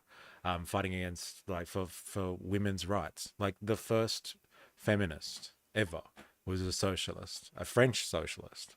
Who like well predates like Marx and anything like that. Like they defined, like they came up with this idea of being a feminist, like supporting women's rights movements and all that sort of stuff. And so like that well predates the idea of wokeism and well predates intersectionality, which is something that appeared in like the 1980s. And so you can have there is a definite distinction and delineation between what it means to be left. So like someone who challenges capitalism at its core and sticks up for working class ideas, and being woke, or like the idea of intersectionality. I think it's important to delineate between those things and like cut out the right-wing dog whistle part of wokeism. Like we just get rid of the term like altogether. We don't need it. We can be socially progressive as kind of, you know, anti-capitalists, let's say, without having to use a term now that has lost all meaning, that has lost absolutely all meaning. And like I said, has been like completely co-opted by the right wing to use as a weapon to undermine any real working class effort out there. And like, you know, it's just being used by people that are like generally kind of racist and anti-immigration and all that sort of stuff. It's a right-wing tool. It is now, which is really unfortunate. And so, like, to want to die by wokeism, like live and die by it, like it actually means anything to us, like it doesn't mean anything to me. Like let them have it. If they want to say that wokeism is bad, fucking go for it. That doesn't mean that we have to start being assholes and dismissing like civil rights movements and being dismissive of like anti-racist campaigns and anti-sexist campaigns, and we don't have to provide solidarity to those movements. Of course we can provide solidarity, but we'll do it on our own terms. We won't allow dog whistle terminologies that have been completely corrupted and co-opted to like have any power over us. And we should be focusing again on like grassroots stuff, taking it back to point one, like to back to basics, ground zero, and then launching campaigns from there. What she was talking about before, which I thought was really interesting, was like how like anti-immigration sentiments are like, you can basically, what she said was, I've been in debates with heaps of right-wing people, and you can basically dispel like the most hardcore, well-founded or well-believed, let's say not well-founded, well-believed right-wing fantasy. And like you can dispel it to their face, like right in front of their faces, and like they will just look at you and vote right wing anyway. Like, okay, like let's just say that they believe in some racist idea or some like anti-immigration idea, and you dispel it for them and they don't believe you and they vote right wing anyway. Well, then like she's proving my point, which is like you're not going to win on ideological grounds. You're not going to win on like, by saying like by presenting them facts and saying like, you're wrong about like racism or you're wrong about immigration. They don't give a shit about that. But like if you go and say, well, you know what, the people that you're voting for are the reason that you can't afford to put your kids through school properly, or you can't afford to go on a holiday this year, then they'll fucking listen to you then, because that is their material conditions and that is what they're hurting them. And all I'm saying is that we should let go of the wokeism as defined by the right, and like let go of like fighting on their territorial grounds and battlegrounds as defined by them, and just go back to our original battleground of choice, and one where we will win over like other working class people and their opinions every day of the week, because you hit them in the pocket with conversations. You hit them in the pocket and they're just like, oh fuck, is that really something that's going to affect me financially? Is that going to affect my living standards? Is that going to affect my way of life, basically, like from an economic standpoint? And it will cut through much better anyway. Like it's not going to cut through for everyone, but it's definitely going to cut through better than like, arguing over whether someone is racist or not, or whether someone is sexist or not, because like they straight away, they feel like they have to defend their own integrity kind of thing. And like in a world where, like she's already noted, where racism is becoming more and more socially acceptable, like trying to argue with someone over why like they're racist or not, or why this opinion might be racist and it's not founded in anything but racism, and it's not actually founded in any reality. Like they don't want to fucking hear that. And they're just like, that'll make them double down on like their positions, their far right positions. It's kind of weird. She wants to take up a contrary position and say, it's really important, but she's digging in the trenches unnecessarily. Why pander to the right? When talking points, yeah, why go there? Don't meet them at their talking points. The right wing is really good about like with this, and like like the Republicans do this better than anyone. Like they fund so many think tanks that just come up with ways of undermining like the left, or like at least like working class movements, economic struggles. They figure out ways of undermining it, and they spend hundreds of millions of dollars doing it. And as America, as I call this all the time, America is the citadel of world capitalism. All of their ideology, all of the ideology of the bourgeoisie, of the capitalist classes, get trickled down through these Republican think tanks and like spread across the neoliberal globalized world as she's described it. And so like you can't fight that type of like ideological drivel, that like that seeps out of like the citadel of world capitalism in a Western sense and just like seeps throughout society. Not even like, you know, the French are safe from this. It's not just an issue for the Anglosphere and people that speak English. Like it drips into their political spectrums as well. And so like you can't fight them on ideological grounds. And I don't think we should be fighting them on ideological grounds. And I haven't heard anything yet that would dispel that theory, but she hasn't finished. So I'm going to shut up again, I swear. And like, I'll let her finish. Everyone has been tricked into believing that they are wealthy. Yes, that's part of the mythology of capitalism. Eh? Part of the dream. I love Montreal. I had the chance to know many cultures without traveling. All of my ex-girlfriends are Haitian, Latina, and Vietnamese, Chinese, etc. My girlfriend of 7 years now is from Morocco. I only have one white friend, LOL, too. Oh, there you go. Cosmopolitan you are. Quite cosmopolitan. We help mitigate the rise of the far right by humanizing what people hear in the media. But we can't resist by ourselves. You know, after decades of neoliberalism, rural areas have been stripped of public services, unions, associations, namely places that typically encourage humanism and communality. We continue to resist at an interpersonal level, but gosh, it's hard. We have very little ways of connecting to each other. Like, I can't help but think about my mother when I have those conversations because she fought for a decade to keep humanist values alive in our area, almost entirely by herself. And she's exhausted now. Correcting individuals' sexist, racist, homophobic, classist, etc. views is tiring, and it cannot properly work if there isn't any law, policy, or programs supporting those changes. So while our societies are generally becoming more tolerant, tolerance alone doesn't stop fascism. When people feel threatened, tolerance quickly evaporates. Far-right politicians prey on this. They basically say to their voters, hey, we won't be able to change your life for the better because that's just how things are, but you are resilient, you're hardworking, not like those welfare queens and snowflakes complaining all the time. In fact, you know what? We can promise you one thing. Your life probably won't get better, but you can rest assured that all the migrants, Black and Arabs, LGBTQ plus weirders, all those people, they will suffer more than you. You'll remain above them. This really taps into people's worst instincts, but it works. Now, I'm not saying that fostering tolerance is not necessary. I'm just saying that it's not the most effective way of fighting racism. It is much more efficient to look at where racism is produced. So where... What is your point then? That's a really weird point. It's like, in defense of wokeism, but like she's saying that like you can't meet them at these ideological battles because like really what right-wing people appeal to is like you're better than everyone else. And you're better than other cultures because of this reason. And so like if everyone's struggling, at least you struggle a little bit less than they do. And so like you go for the struggle then. You go and focus on the struggle as opposed to focusing on like ideological differences between everyone who's struggling. I'm really struggling. I'm the Muffin Man. Yeah, so and your code name is French Underwear. I understand why, yeah.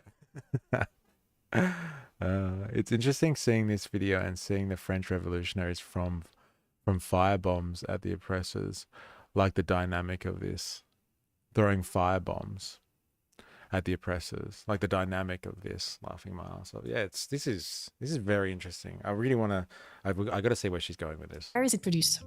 Well, in his recent book, sociologist Vincent Tiberge explained that society's move to the far right is driven top-down. Far-right politicians keep yapping about immigration and insecurity, the media capitalizes on the sensationalism, and then progressively shifts their editorial lines to better incorporate those topics in their coverage. Conservative billionaires now buy This is the manufacturing consent you were speaking of, Wings of Cheese.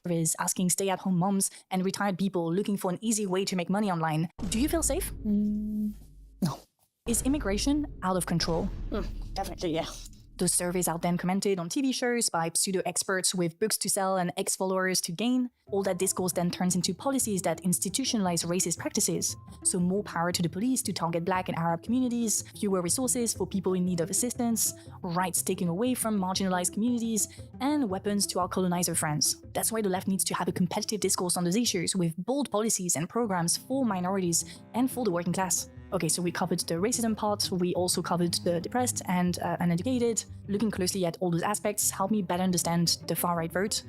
All the things I've talked about come from my personal on-the-ground experience, as well as the most recent sociological analyses produced on this topic. So no, people voting for the far-right don't necessarily see themselves as losers. They are not all working class people who went from left to right, those who dared emerge to the far Again, she has not defined what working class people means. Like, and if her definition of working class is someone, sorry, who's not working class is someone who has a fucking college education, that's a really dangerous definition of what working class means. I'll be off. Great stream. Have fun. Good luck. Roman salute to you. LOL, me too, 4S. She's not offering any ideas or solution, but only halfway through. See you, wings of cheese. Until next time. right were already on the right side of the political spectrum and have some economic capital. They also happen to be the people who vote the most.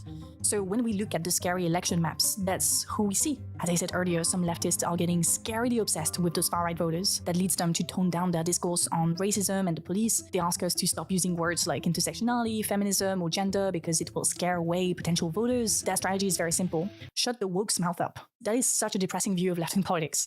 When did woke become a weakness? I don't want to get too philosophical in this video, but the word woke has such an interesting history. One of the first known uses of woke in a social and political sense came in 1938 in a song by blues musician Eddie Ledbetter, better known as Lead Belly. The song, Scottsboro Boys, was about the wrongful convictions of 9 black teenagers in Alabama. In it, Lead Belly urges people to stay woke as a warning to stay alert to racial injustices. Its use became more widespread during the civil rights movement and re-emerged prominently in the 2010s with the rise of Black Lives Matter, symbolizing awareness of systemic racism and social inequalities. It's only recently that woke became a bad thing.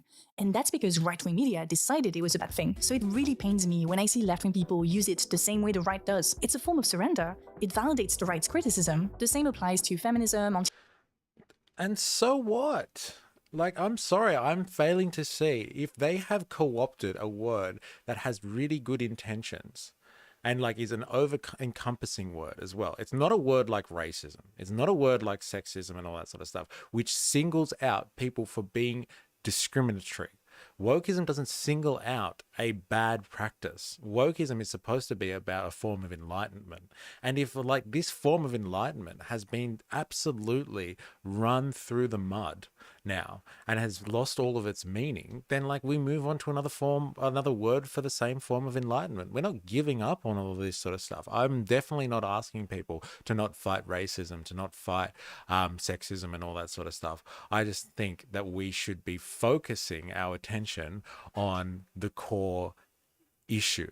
If we are really revolutionary, if we are anti-capitalist, if you want to describe yourself as socialist and communist and all that sort of stuff, go back to the class warfare and the class struggle. That is where you will coalesce and you will build your strength. That's how you will start a movement and you'll be able to fight all of these battles. But like, it's not a word. Like, do not associate. You cannot compare the word woke to like being racist, like the word racist or the word sexist or something like that. Like, it's not the same thing. They aren't the same words at all, in my opinion, anyway.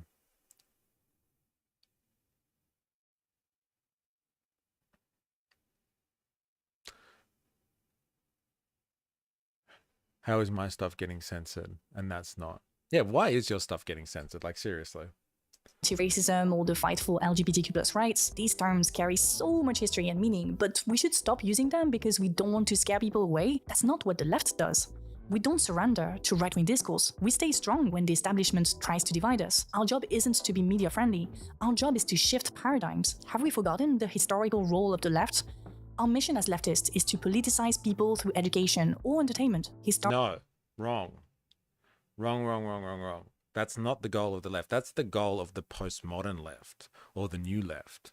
That's not the goal of the left. I don't think so anyway. Let's go see where she goes with this here. This is a very postmodernist description of what leftism is. And I think this is where we diverge from one another. She's off on a new left tangent here, which is postmodernism, which is basically a point of surrender, which is what she's criticizing. What she's criticizing here is like, oh, the left shouldn't surrender kind of thing. Well, you know what?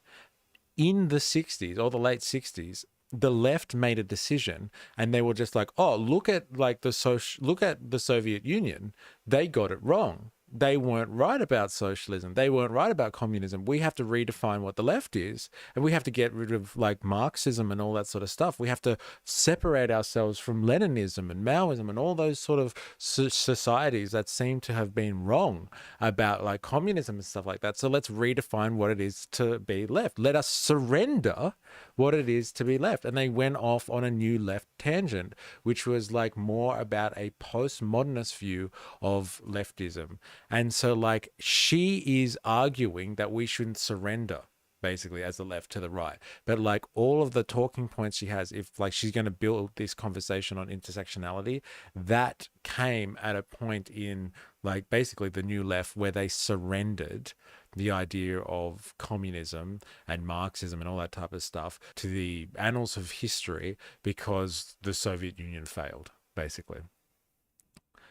She's arguing against surrender, and that's exactly the type of leftism she's just defining, is that like the left is just people that make sure that like we talk about politics that other people don't want to talk about. That's not what the left is about. It's not about like talking about the politics that people don't want to hear. Like the right talks about political things that like people don't want to hear as well. We just don't agree with them. That's why we don't want to hear it. But like the left is actually forged in class struggle. That's what the left is about. The left has empowered the working class with the knowledge and structures they need to resist bosses. From the 1960s, feminist, LGBTQ+ activist, and anti-racism movement politicized the personal. They democratized concepts like sexism, racism, and homophobia so that people could politicize their personal experiences of discrimination and organize to fight for a better society. The left empowered people who did not vote to finally play a role in society. Yeah, that's funny. Like these things that she's talking about like sexism, civil rights, racism, all that sort of stuff. You know who these left people were that were on the front lines fighting for the civil rights movements, were fighting for gay rights, were fighting for women's rights? It was fucking communists. It was like the American communist parties and stuff like that. They were the ones that were fighting these battles. It is the left, in terms of the working class left, that is at the forefront of all this sort of stuff. My big argument is like we go back to the working class movement. We got to go back to the working class movement and root ourselves once again in this solid foundation before we, you know, spread ourselves too thinly over like individual struggle issues. Still today, the feminist movement, anti-racism movement, and LGBTQ+ movement bring millions of votes to the left, but now we are told we shouldn't talk about those issues because we scare potential voters away. It's the exact opposite. You know, I feel like the scary maps and binary Twitter discourse are really messing us up. We panic, we think we've lost our influence, we become obsessed with those people who don't vote like us, we want to police them at all costs. As a result, we progressively get away from our mission. We indulge in petty criticism against the wokes, and our opponents love to see that. So let's stick to the mission, which is to politicize through education in the form of activism, infographics, books, essays, video essays, commentary videos, music, films, sports, etc. These materials are especially helpful for people resisting in far-right territories. They've been super helpful to me, a rural science girl turned left-wing influencer. So yeah, this was in defense of wokeism. We first nuanced the stereotypes of the depressed, uneducated racists to better understand the sociology of the reactionary vote, and then we explained that the best resistance strategy isn't to stop using supposedly controversial words. Rather, we must stay true to our core mission as left-wing people, educating and politicizing. That also means staying strong in the face of the anti-woke backlash and focusing our energy on those who resist, not those who divide. Now to conclude, I want to acknowledge that there are detrimental tendencies on the left side of the political spectrum. I wish we had an easy term for it, but the only phrase we have now is political moralism. That phrase is found in Wendy Brown's essay Moralism as Anti-Politics. More recently, Adrienne Mary Brown also published Loving Corrections. Both connect in the sense that they differentiate between morality and moralism. I said I wouldn't get too philosophical in this video, but I need to do this just for the conclusion. Brown explains that people motivated by morality are powered by good sentiments. They want to make the world a better place. However, people who are motivated by moralism are powered by bad sentiments. In Moralism as Anti-Politics, she says, quote, "It is when the telos of the good vanishes, but the yearning for it remains that morality appears to devolve into moralism in politics. It is at this point that one finds moralizers standing against much, but for very little, adopting a voice of moral judgment in the absence of a full-fledged moral apparatus and vision." End quote. Basically what she says is that when there is no political vision, no agenda, no bold measures, Then we turn to moralizing, meaning policing individuals. She views political moralism as a symptom of a lack of political vision. In other words, if we think that we can't change the system, we're more likely to resort to policing individuals. This is actually another feature of what right-wing media and a certain amount of left-wing people called wokeism. You know, the virtue signaling, the performative activism, etc. I don't personally use the term woke. I prefer something like, I don't know, conscious crusader or hyper hip or virtue god. Tell me your favorite one in the comments. But anyway, this is where things get interesting. Wendy Brown sees moralizing tendencies in another group.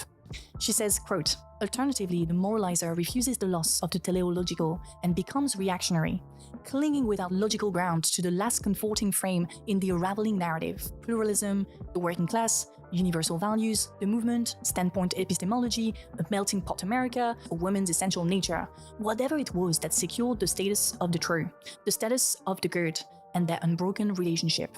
End quote. That little quote is a bit technical, I had to reread it many times, but it basically says something I've always felt but struggled to articulate. That's why I decided to sit down and make this video to find answers. When Brown talks about the moralizers, she doesn't just include the conscious crusaders, hyper-hip, or virtue gods, you choose which one you prefer, she also includes the anti-woke. She put them in the same basket. Brown says that the wokes and those who criticize the wokes by claiming that we should go back to universalism, to their romanticized view of the good old working class, are actually much more similar than they think. Both groups surrender in the face of adversity. They don't want to work for a bold political vision. They've lost faith in revolutionary ideals. So they turn their energy to hyper-policing for one group, or romanticize nostalgia for the other group. Both do so in a very selfish way. It doesn't come from a place of goodness, it comes from a place of frustration and bitterness. It doesn't help us get closer to our political vision. It actually divides us. I mean, it's okay to have conflicts within the movement. It's okay to focus on one cause more than the other ones. It makes us, as a movement, grow and refine our mission. However, systematic. Well, I think that's what she's saying. She's saying, like, woke is revolutionary. Like, I'm sorry, I'm really struggling to follow her arguments here. She's really conflicting in a lot of the stuff that she's saying. And like, I'm not handling this one very well. Like, to be honest, like what she's saying is like, if you just want to like focus on like the working class and the romantic struggles of the left, like kind of thing, you're just as bad as people that are anti-woke, because like, you know, you're associating with people that don't care about progressive issues, and that makes you unrevolutionary. And like, I'm sorry, but like that comes from people that don't have a proper understanding of what it takes to be anti-capitalist at the end of the day. Like the left, this is where it's divergent, and this is why I pointed to it before.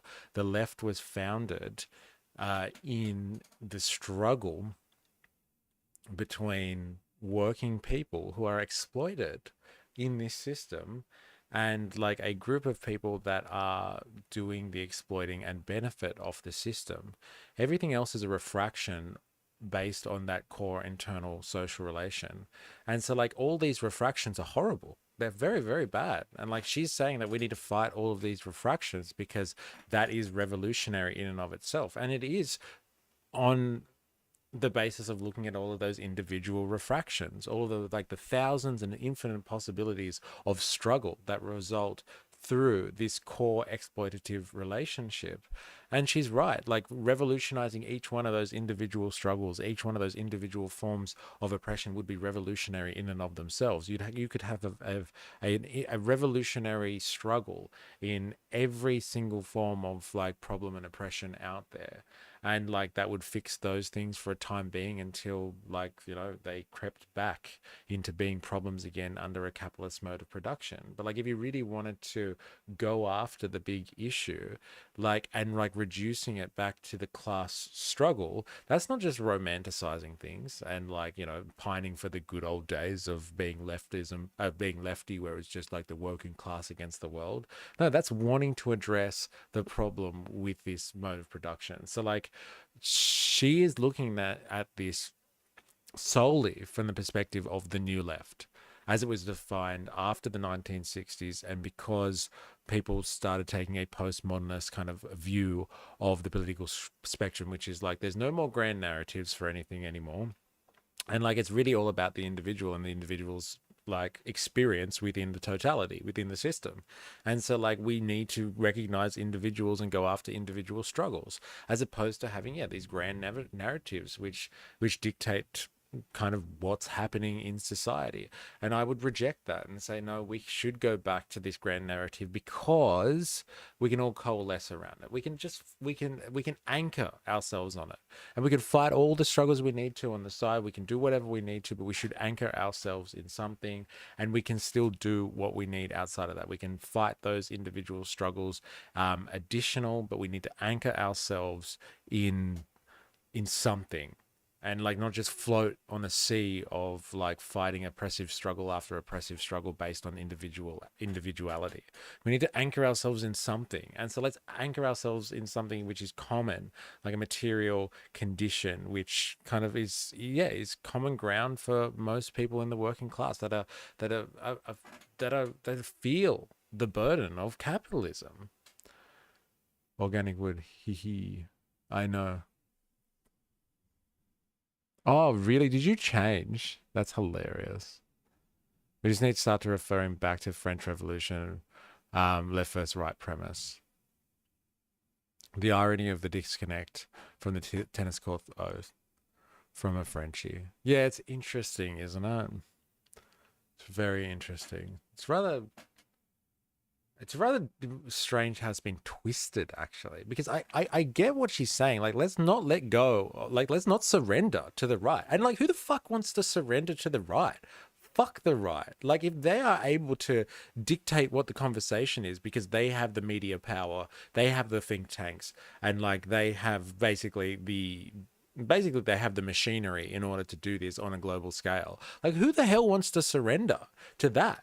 But like, if you want to learn anything, like, let's go back to Sun Tzu's The Art of War, which we were talking about like last week. Like, let's just acknowledge that this is a battleground. Politics is a battleground, and like a revolutionary struggle is an absolute all-out war, and this is a class war. There is only ever one war, and it's a fucking class war. And so like, if you like, no one wants to surrender. Okay, no one wants to surrender. It's just saying, we don't surrender, we don't give in, like, kind of thing. And it's just like, well, fuck no. That's not true. Sometimes you do have to cede territory. Sometimes you do have to surrender on certain things that don't actually meet the final objective. That teleological issue that she was talking about before. Let's not give up on the theology, which is like, looking down and saying that the means will like get us to a certain ends. If you actually care about that theological stuff, the teleological stuff, we're like actually getting to the ends and saying that these means, the way of doing it like this will get you to the end. If you care about the ends, then you will secede. You will cede certain territories. You will surrender certain battles in order to maintain the war on the ultimate objective. And the ultimate objective, in my mind here, is undermining the capitalist mode of production. And then we can rewrite the book on all of these other struggles that she's talked about, like all of the struggles against, racism, sexism, attacks on people's sexuality, individual struggles, and like the infinite ways in which individual struggles can be fought. We can redefine all of those battlegrounds and like take them up separately, and better if we like kind of attack them at their core and displace the mode of production which runs through everything. I think we can definitely surrender. We shouldn't have to surrender, of course not. I agree. Like, why the fuck would you want to surrender? Honestly, like, it's not fair that like someone should, like, a group should like co-opt what it means to be woke. Like, it's really unfortunate that has happened, but it has happened. Like, let's be realistic about this. Like, let's actually be realistic and play the game that's in front of us. So like, if we have to kind of backtrack a little bit and like, let them play with the word woke, like the right that is, because like it's a dog whistle for their people, then let them have it. Let them have it, and like just focus on real and like on material issues for people for a little bit, and then get back into that territory. Then like let's do it. Let's just play the game that's in front of us. There's nothing wrong with that.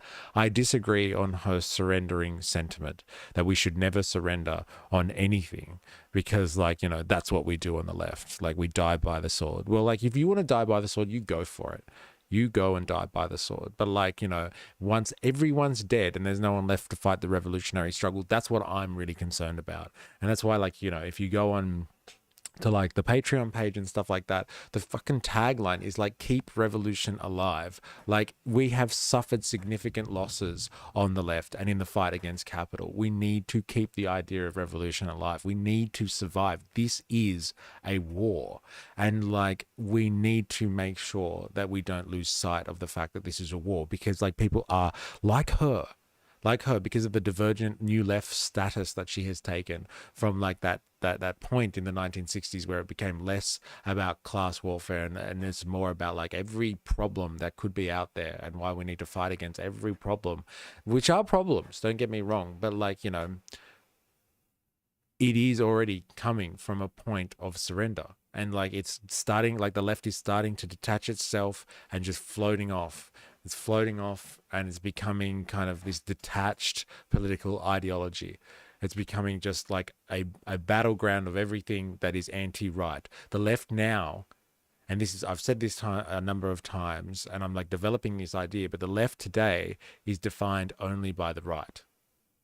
Like this, like if you had a criticism of wokeism, it would be this, that wokeism, or like the left as defined by like the woke issues, are just reactions to right-wing issues, reactions to right-wing people being racist. It's a reaction to right-wing people being sexist. It's a reaction to right-wing people being anti-transgender or anti-gay or anti-immigrant and all this sort of stuff. The left shouldn't be defined by reacting to the right.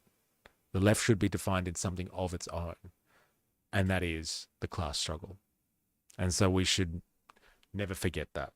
We should never forget like that we have our own origin, and like we don't just have to be reactionary left-wing people. Like that's something that we need to coalesce around. We are the reactionary left, and that's what I am truly worried about. All right. Let her finish. Let's let her finish. Dramatically refusing to talk about one or multiple causes, or even devalorize those causes, is profoundly counterproductive. Making fun of wokeism has become the acceptable way of downgrading minorities and their struggles. People who do so on big media platforms want to target liberal elites, the urban hipsters, and show themselves as more down-to-earth, in touch with real people. They don't understand that outside urban spaces, people use words like feminism, queerness, POC, neurodivergent. It's not because the map is black or red or blue that we're not there. We are politicizing people, we are getting more voters. Like my beautician, for example, who recently divorced a dangerously controlling man. She was sharing her story and dropped some feminist terms here and there.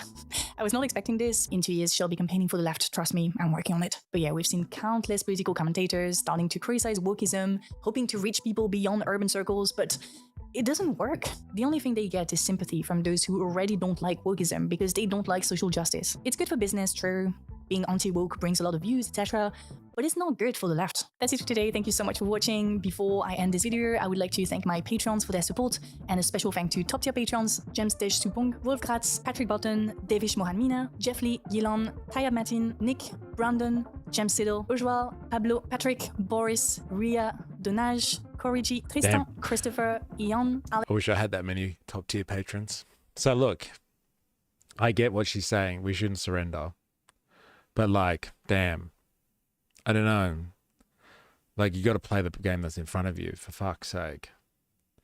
Yo, yo, yo, yo, yo. Jag's in the house. What's up, what's up, what's up? Give up the ruck. I think she's not realizing that she's taken up a sectarian thinking. She's actually saying, unless you're woke, you're against the cause, which isn't true. Yes. Why is it a surrender if activists converge onto the class struggle? Yeah, why is that a surrender? Why is it saying like, okay, let's just give up on this, like, let's play the game in front of us, let's give up on this for now, like, and like touch our roots, like she calls it romanticism and stuff like that. Why is that why is that against the cause? Why is that antithetical to what it is to be on the left or something like that? Like, I am really interested in that type of that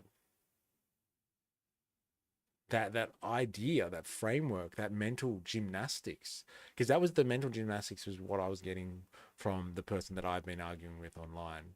It's just like, well, if you're not with us, then you're against us, so fuck you, kind of thing. And like, my point is not that. It's just like, well, like, let's just focus on something else now. Let's like try and win some of the working class back. What's wrong with winning the working class back and talking to them about their like issues that affect them, as opposed to like battlegrounds that we want to win on because we know it's right. Like, just because we know something is right doesn't mean like everyone else knows it's right. Honestly, is this the mentality of the new left? Then the right-wing people would run rings around them. Like, well, that's what I'm concerned about. And that's what I think is happening at the moment. This needs to be titled as Doom, in defense of Doom. It is a bit of a worry. It is a bit of a worry. Yeah, look, I don't know if everyone agrees with this tirade. Like, I went on quite a tirade, to be honest, against this type of stuff. And like, I'm sure like not everyone has the same opinion on this, but like, I just want to make it clear that like socialism has its roots as a negation of capitalism. So like, capitalism is a wonderful mode of production. It's incredibly effective. It's raised a lot of people out of, I guess, abject poverty. And when you say that, it's like more like feudal style poverty. It's given people increased living standards, access to goods and services and things that like we've never been able to conceive of as a species before. But like, it does so on the back of alienating labor. So it like combines groups of laborers together, detached from one another, detached from the means of production, detached from any will and intelligence that they might have in improving the system or having a say in the system. Like, the machinery they used and the tools that they use even coordinate them. They dictate to them what they are supposed to do. They are completely separated from the produce that they are making. But the value and the observation is that they are groups of people coming together to produce value. Capital gets labor together. He describes it, Marx says, combination of labors. So like, labors as this abstract idea, this idea of all these individual workers coming together to do stuff, and it brings them together forcibly. And so like, if you wanted to summarize socialism in like one word, it would be like bringing together combinations of labors unforcibly or voluntarily, and allowing them to control the means of producing value. And so like, socialism is not the struggle to not surrender wokeism to the right wing because you know it's right and they shouldn't have taken it off us anyway. I don't think it's got anything to do with that. Like, that's really an unfortunate reality, and that's what she's saying. We shouldn't have to surrender this, and I agree. We shouldn't have to fucking surrender any of this stuff to them, and to like these right-wing think tanks and right-wing political activists and political commentators and all that sort of stuff. We shouldn't have to surrender any ground to them, especially if we know that they're just assholes.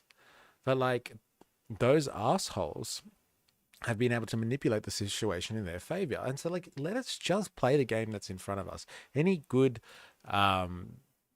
military commander, any good statistician, strategist, like, they know when to retract and when to push forward.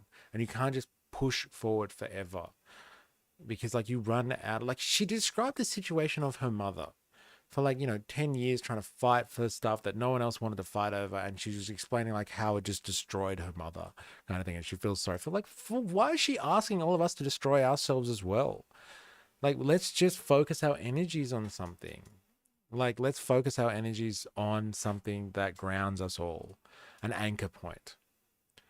Let us anchor ourselves in something. And like, if we need to come back to certain things at later stages, then so be it. There's no shame in that. And like, it just seems like there's a bit of pride going on here. And like, again, if the term itself has been co-opted and corrupted, then just get rid of the term. Get rid of the term wokeism. Just like, yeah, fuck, it's woke, so get over it, like, kind of thing. And, you know, you can have it. We'll just call it something else now. Like, redefine the lexicon. And like, if that's the way it is. But like, you know, we don't stop supporting other people's struggles. We don't stop showing solidarity. But we honestly, we need to focus our attention on something. We need to focus our attention on something. And like, let's go back to basics, shall we? There's nothing wrong with doing that, I would say. All right, look. This is not where I thought we were going with this stream, but 4AS, thank you for this. It's been interesting to discuss this one. And like, I really want to know people's comments on this one. Like, leave a comment on the video.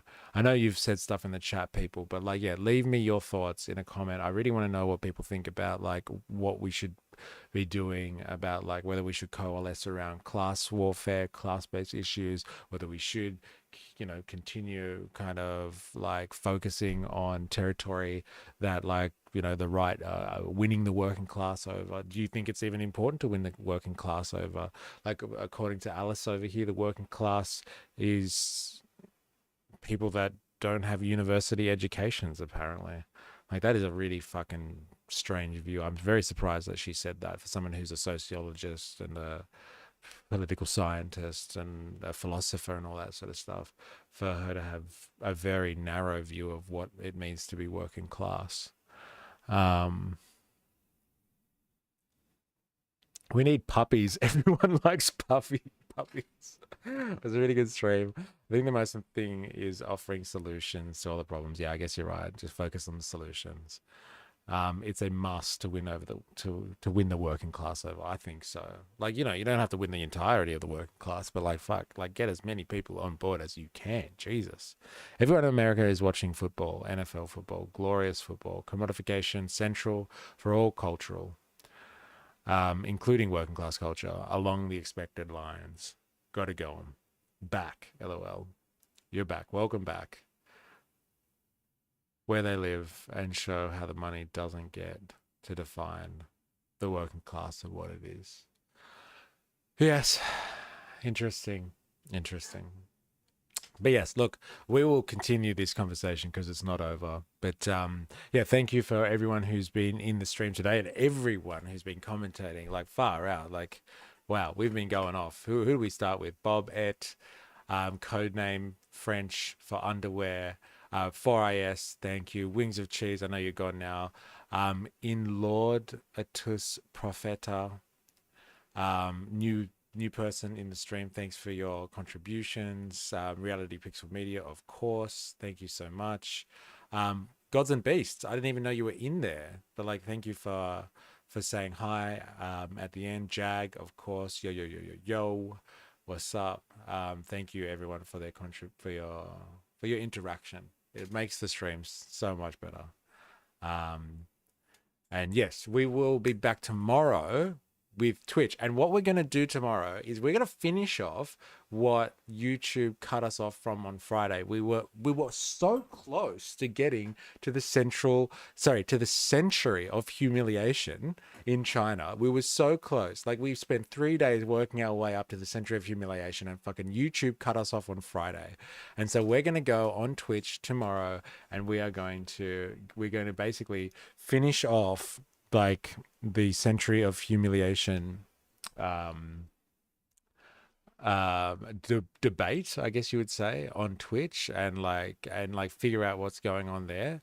So like, I'm just gonna put in my Twitch handle for you in the chat so you guys can join tomorrow. Just go over now, if you want to be part of that stream, of course. Go over now and like, just follow me on Twitch if you have Twitch. And like, you can join the Twitch stream tomorrow so we can finish off what we started on Friday before we got kicked off. What happened on Friday? We were doing a stream on YouTube, and we were watching this sick documentary, and we were basically getting to the bottom of what happened with China. Basically, China was instrumental in the formation of world capitalism. It's not Eurocentric like everyone likes to think it is. It's like China were massive in that, and like we were getting towards the point of where like Europeans were going to start to colonize China, and we were going to get to that point where like China would then kind of fight against European colonialization. They'd have this period where they lost control, the Opium War, the Tea War. We were up to that fucking point, and like YouTube fucking kicked us off. So we're going to do it on Twitch tomorrow, so go over on Twitch if you're interested. It would be funny if it cut out now once you mention the C word. Yeah, I know, right? Yeah, don't say the C word. But like, yeah, we got done on Friday, and so we couldn't finish it, and I couldn't finish it today because I thought we'd get done again. But it sounds like I have some catching up to do. So yeah, we're gonna go over on Twitch tomorrow. So if you're interested, there's the Twitch stream. Oh, there's my Twitch handle. Go and follow me over there, and we'll finish off what we started the other day, because it was really interesting, all the stuff on China, and we had to do a bit of a diversion today. But like, thank you to Alice Capel. Thanks for your thoughts. I just don't agree. I think we're on a divergent point of the left spectrum here. She's new left, it would seem, and I guess I'm old school left. It's unfortunate I have to describe myself as old school, but whatever. So yeah, thank you everyone for joining today. Don't forget to watch an episode of Europa. Finish 1 of 11. It's 45 minutes. All right, I'll try. If I get time, I will try to make sure I watch some of that. I'll give it a crack. Thank you, everyone, for joining. And please remember, as always, I am, you are, we are a mystery. I will see you all tomorrow on Twitch.